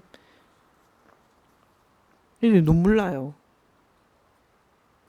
그래서 밭에 감추인 보화가 예수예요. 이게 지금 마태복음 13장은 싹 다 예수님 얘기예요. 그 다음에 13장 45절에 또 천국은 마치 좋은 진주를 구하는 장사와 같으니, 좋은 진주가 뭐겠어요? 예수님이세요. 극히 값진 진주 누구겠어요? 예수님이세요. 극히 값진 진주 하나밖에 없는 그 가치 있는 분을 발견하는 거야. 가서 자기의 소유를 다 팔아 그 진주를 사요. 그래서 얻어마저도 예수를 부인하지 않았고, 목에 칼이 들어와도 예수를 부인하지 않았고, 그리고 그 배고픈 사자 밥으로 던져졌어도 예수를 부인하지 못했어요. 너무나 값진 분이셨기 때문에. 그래서 거기서 퀴즈. 극히 값진 진주 하나를 발견한 게 사람이 발견하는 거예요? 하나님께서 허락하는 거예요? 허락하는 거예요. 예. 이거를 성경 해석을 뒤집어서 하면, 그러면 성경 공부를 많이 하다가 자기 노력으로 예수를 아는 줄로 착각하는 거예요. 그래서 계속해서 성경 공부에 빠지는 거예요. 근데 이게 허락이고, 그리고 주님의 은혜로 생각했을 때는 공부를 많이 하는 것보다 그분을 더 많이 바라봐야 돼요. 그분을 더 많이 바라봐야 되고, 그분의 살아계심에 대해서 더 많은 고백을 하고, 그리고 그분이 듣고 계시고 보고 계시고, 그리고 그분이 허락하지 않으면 내 인생에 우리가 믿음이 붙잡아질 수가 없어요. 그러니까 믿음의 주체 자체를 그분의 인격에 두는 거지, 자기의 종교적 열심과 행위에 둘 수가 없어요. 그러니까 예배가 되죠. 예배가 그분을 향한 노래고, 그분을 향한 길을 듣는 거고, 그분을 향한 신앙 고백이고, 그러니까 그분의 인격 앞에서 신앙은 계속해서 성장이 되는 거예요. 성경 공부에서 성장이 안 돼요. 그러니까 유대교가 빠진 함정이 뭔가 하면 너무나 율법을 심하게 연구했고, 그리고 그 율법을 이 문자 표면으로 너무나 심하게 연구하다가 하나님을 잃어버렸어요, 오히려. 그러니까 우리는 거꾸로 해야 돼요. 내가 성경은 몰라도 그분이, 하나님이 날 찾아왔고, 그리고 나와 같은 땅에서 33년을 참고 사셨고, 그리고 내 죄값을 대신 치르셨고, 그리고 그분이 내 사망 권세까지 해결하셨고, 그리고 40일 동안 나 살아있다 보이시고, 그리고 눈에 보이게 올라가셔서 우리에게 영으로 우리에게 오셨다. 차라리 그렇게 인격적으로 바라보면서 성경 한 구절이라도 제대로 아는 게 낫다니까요. 그래서 성경은 오히려 이렇게 얘기해요. 지식은 교만하게 한다고. 그러니까 저 신천지는 완전히 지식벌레들이 모이는 거예요. 주님이 나한테 신천지에 왜 사람들이 30만이나 갔냐고. 그리고 우리 교회 다니다가 신천지 공부를 하신 분도 있었어요. 전혀 몰랐는데 우리 교회 성경 공부는 한 번도 나온 적이 없어. 근데 신천지 공부는 한 일주일에 2번인가? 하여튼 이틀인가 거의 막 하루 종일 가서 공부를 시켜. 근데도 그 공부는 했더라고요. 그래서 내가 너무 이해가 안 돼서, 그래서 주님 앞에 왜 그러냐고 사람들이. 그러니까 주님이 바로 이렇게 감동하시기를, 지식을 추구하는 자들의 모임이라 하더라고요. 지식벌레들. 그러니까 더 현란한 지식을 구하다가 거기 덫에 빠진다 하더라고요. 그러니까 주님에 대한 인격에 대한 개념 없이, 이게 무슨 아주, 왜 그래서 거의 이단에 빠진 건 그런 말씀 처음 들어봤다 이거지. 그렇게 오묘하게 성경 푸는 거 처음 들어봤다. 이래서 거의 이단에 빠져요. 어머니 하나님, 그 다음에 그 신천지, 그 다음에 이 구원파 가서 성경 공부하면, 이게 지식으로 하면 못 빠져나와요. 그 다음에 마지막 마태복음 13장 47절로 50절에 천국은 뭐예요? 바다에 치고 각종 물고기를 모는 그물이에요. 그물. 자, 그래서 그물을 물가로 끌어내죠. 자, 바다에 이렇게 물고기를 잡으려 그물을 쳐요. 그리고 나서 반드시 끌어내죠. 그래서 좋은 것은 그릇에 담고 못된 것은 내버려요. 그러니까 하나님 나라는 반드시 하나님의 목적에 맞는 것은 추수가 돼요. 근데 하나님과 상관없는 짓을 한 건 반드시 버림받아요. 그러니까 하나님 나라를 미리 말했는데, 하나님 나라는 시작도 끝도 예수예요. 시작도 끝도. 그러니까 예수로 시작해서 예수로 마쳐야 돼요. 근데 예수로 시작해서 또 다른 곳으로 가잖아요. 그거는 철저하게 버림받게 돼 있어요. 그리고 세상 끝에도 이러하니라. 그러니까 그물에다가 물고기를 잡은 것과 같은 거야. 그래서 이런 거죠. 우리를 그물로 치면은 이렇게 다 우리를 모아가지고 바깥으로 끌어내서, 자, 좋은 것이 뭐예요? 좋은 것은 뭐예요? 예수님을 영접하고 예수님과 함께 그 생명 안에서 사는 자는 좋은 거예요. 그리고 못된 것은 뭐예요? 예수가 없는 종교짓이에요. 그래서 왜 그 우리 비유에 보면 등은 가졌는데 기름이 없다 그러잖아요. 그래서 등은 가졌는데 기름이 없는 자는 슬피 울며 바깥에 쫓아내잖아요. 결국은 등은 종교적 모양이에요. 그러니까 예배 행위, 기도 행위, 그다음에 이 종교적 행위를 붙잡고 있으면 등만 가진 거예요. 근데 기름도 가졌다는 건 뭔가 하면 내용물도 있다는 거예요. 결국은 이게 여기서 좋은 것, 예수님이 있는 자, 못된 것, 예수 없이 종교적 행위만 아주 그럴싸하게 한 거. 그리고 또 예수님께서 그 예루살렘 성으로 들어가기 전에 무화과 나무를 저주하시잖아요. 무화과 철도 아니었어요. 근데 무화과 나무에 가서 열매가 없는 걸 보고 저주해서 그 자리에서 죽었죠. 잎만 무성했다 그러잖아요. 종교는 잎이 무성한 거예요. 그러니까 열매를 찾잖아요. 우리에게서 뭘 찾겠어요? 예수를 찾는 거예요. 예수를. 그러니까 열매가 또 뭐 부모에게 효도하고 뭐 이게 사랑하고 섬기고 이게 아니에요. 예수님께 찾는 건 열매였어요. 예수를 찾는 거예요. 우리 죄인 안에서.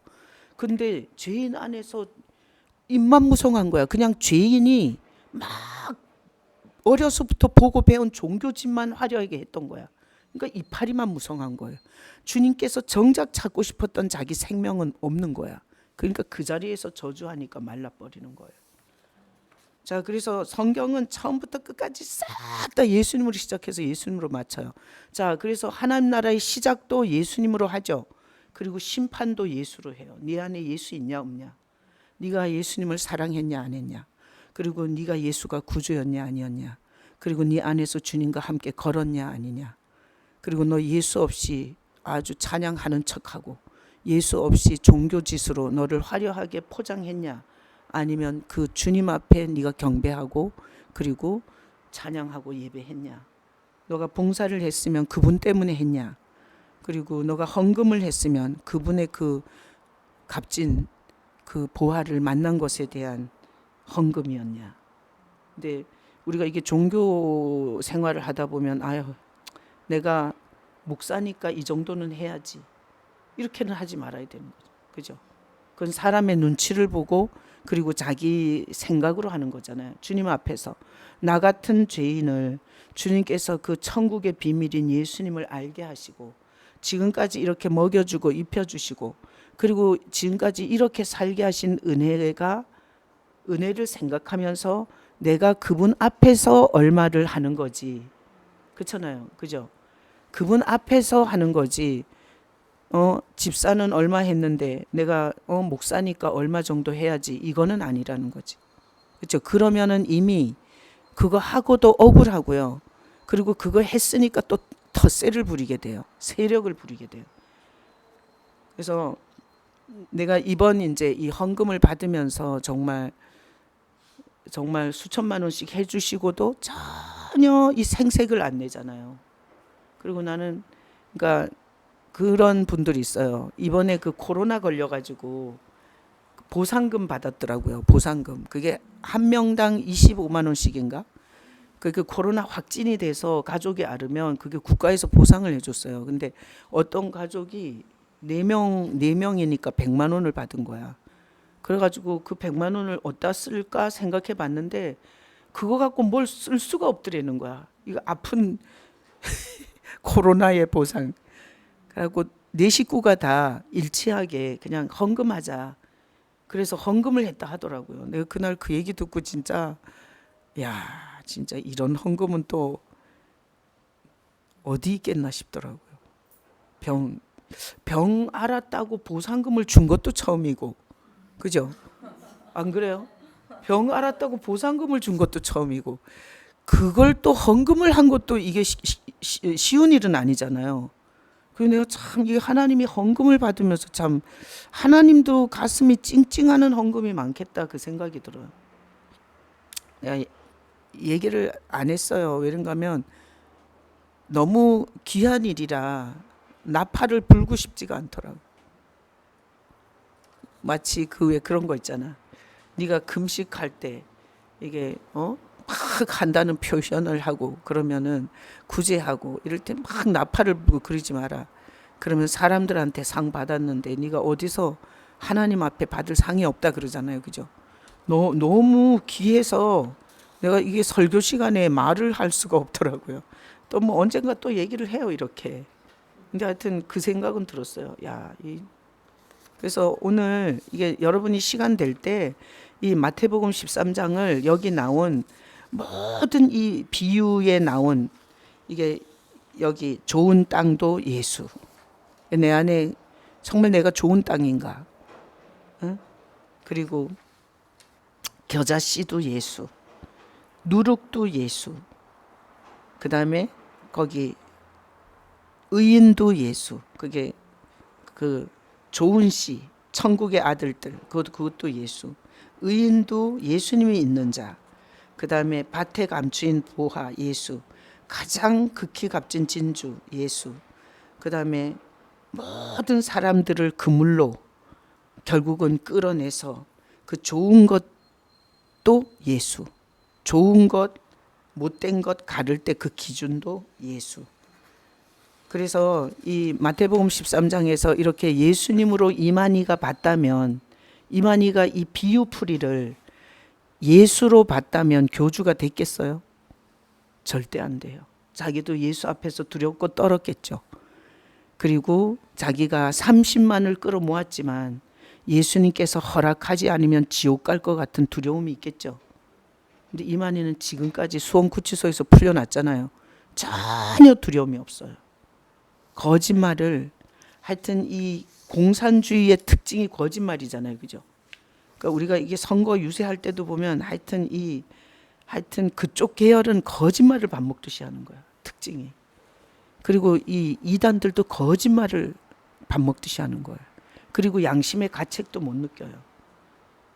그래서 오늘 하나님의 나라의 일을 사도들이 미리 말했고 하나님의 나라는 예수예요. 그분으로 시작해서 그분으로 마쳐요. 그리고 요한계시록 한번 읽어봐요. 예수님께서 심판 왕으로 와요. 심판의 왕, 만왕의 왕이 심판하러 와요. 그래서 죄 중에서 가장 큰 죄가 뭔가 하면 하나님의 아들을 짓밟은 죄예요. 목회하면서 짓밟았든지 그리고 신앙생활하면서 하나님의 아들을 짓밟고 종교행위한 거 이거는 연쇄살인범보다 더 심한 벌을 받을 거예요. 그래서 반대로 뒤집으면 우리가 부족한 게 많고 그리고 우리가 의지가 굳지 못하고 그리고 하나님 앞에 정결하지 못하다 할지라도 그 아들을 사랑하고 그리고 그 아들을 예배하고 그리고 그 아들을 이제 기억하고 기념하는 이런 인생을 살다가 주님 앞에 가면 주님께서 우리를 끌어안아 주시고 그리고 고달픈 인생이었지만 네가 날 부르고 날 의지하고 살다가 그리고 너가 갖고 있는 그 지극히 값진 그 소유를 나한테 드리면서 나를 이 세상에서 가장 값진 보화로 너가 나를 고백하는 걸 봤다. 이런 게 다 상이 되는 거예요. 예수님에 대한 태도, 고백, 그리고 예수님에 대한 그 찬양, 경배 이런 것들이 다 상이 되는 거예요. 우리가 예수 없이 선교했다고 해서 상이 되진 않아요. 그래서 내가 그 지옥에 테레사 수녀가 지옥에 있는 걸 봤다는 거에 대해서 나는 그럴 수 있다고 생각해요. 그냥 자기 의를 쌓는 거지. 내가 얼마나 착한지, 내가 얼마나 희생을 했는지, 내가 얼마나 많은 사람을 구제하고 도와줬는지. 그래서 온 세상에서 박수 받았잖아. 그러면서 내가 그렇게 할 수 있었던 것은 내가 한 게 아니라 내 안에 계시는 주님께서 그 자녀들을 불쌍히 여기는 마음을 주셨고 그리고 문둥이들의 고름을 빨게 하셨고 내가 한 게 아닙니다. 이랬다면은 주님이 영광 받으시잖아요. 그죠? 근데 그때 그 문둥촌에 들어가서 선교하신 어떤 남자 사제 있죠. 그 영화 못 봤어요? 영상 있었는데 문신부 있었죠. 근데 그분이 정말 그때 완전히 성자였어, 성자. 그래서 그게 영상이 공중파 방송에서 방송해 줬잖아요. 그리고 그분의 일생이 나왔어요. 그 아프리카 그 문둥촌에 들어가서 문둥이들을 다 그 발을 닦아주고 치료를 해주고 그랬잖아요. 그래서 그분이 완전히 성자로 영광받고 칭송받았잖아요. 근데 그분이 그 다큐멘터리를 찍을 때 한 번도 나는 이런 인간이 아닙니다. 근데 내 안에 계시는 주님께서 이 아이들을 사랑하게 하셨고 뭐 이런 고백을 하지는 않더라고요. 그러면 여기 그물로 끌어내서 좋은 것과 못된 것을 나눌 때 결국은 사람 박수에 넘어간 거잖아요. 그렇잖아. 대통령은 대통령이라는 직위 그 명예를 탐한 거고 그 다음에 만약에 종교적으로 선행과 구제를 가지고 자기가 명성을 얻은 거잖아 결국. 그렇다면 우리가 그리스도를 높이지 않는다면 그리고 우리 안에서 주님이 없는데 그런 선한 것이 나올 수가 없어요. 그래서 어떤 기회가 됐을 때 선교사님은 그 얘기를 되게 잘하더라고요. 우리가 이 나라에 와서 이런 일을 할 수 있었던 것은 이러면서 그분 얘기를 그냥 그 나라에서도 그냥 했다 하더라고요. 그죠? 그러니까 그분을 높여드리는 거야. 그러면 그분이 또 우리를 높여줘. 근데 박수를 내가 다 받고 내가 착해서 내가 의로워서 내가 열심히 있어서 그렇게 했다고 했을 때 그분을 높이지 않는데 주님께서 우리를 높여야 할 이유가 뭐가 있겠어요. 그죠? 네. 그래서 오늘 하나님 나라를 미리 말했고 사도들이 그리고 그 하나님의 나라의 시작은 예수, 끝도 예수. 여러분이 그분을 붙잡고 시작과 끝을 잘 마무리할 수 있기를 예수님의 이름으로 축복합니다. 아멘. 기도하겠습니다. 주님 은혜를 감사드립니다. 주님 마태복음 13장은 비유로 다 기록을 했습니다. 지극히 값진 진주가 뭔지, 좋은 땅이 뭔지, 좋은 씨가 뭔지, 그물이 뭔지, 그리고 겨자씨가 뭔지 마태복음 13장은 천국장으로서 하나님 나라를 다 비유로 덮어서 기록했습니다. 우리는 예수를 만나고 나면 이 천국 하나님의 나라가 예수 자체이시고 예수님으로 시작한 하나님의 나라가 이 땅에서 계속해서 확장되고 자라서 수많은 사람들이 이 하나님 나라에 들어오고 있음을 보게 되고 우리가 하나님 나라의 일원이 되게 하신 그 주님을 사랑하고 경배하고 그 주님을 높이 찬양하다가 주님을 뵐 수 있는 신앙이 되어서 하나님 나라의 시작도 예수요 마지막 심판도 예수라는 것을 우리가 고백하게 하시니 감사합니다. 주님 오늘 이 유다의 정말 예수님의 동생으로서 한 이 한 절 구절이 하나님의 나라의 일을 말씀하시니라. 그리고 하나님의 나라를 기록했느니라. 주님의 이 말씀을 통해서 한 사람 한 사람이 하나님 나라 전체적인 그림을 가지고 실족하지 않고 끝까지 승리할 수 있도록 축복해 주시옵소서. 감사하고 예수 그리스도의 이름으로 감사하며 기도합나이다. 아멘. 자, 나누는 것은 하나님 나라의 비밀이잖아요. 13장. 비밀을 듣고 예수님 앞에 고백할 말이 있는지 이것을 나누고 혹시 나누지 못하고 이게 인터넷으로 들으시는 분은 영상이 꺼지고 나면 이 마태복음 13장에 나온 하나님 나라 비밀 예수님을 듣고 그리고 알아갈 수 있도록 허락하신 주님 앞에 뭐라고 고백할 수 있는지 그리고 이 비유 중에서 혹시 인상 깊은 거 이런 거 생각하시며 그 자리에서 주님 앞에 무릎 꿇고 기도로 고백할 수 있는 그런 시간이 되시기를 바랍니다. 아멘. 아멘.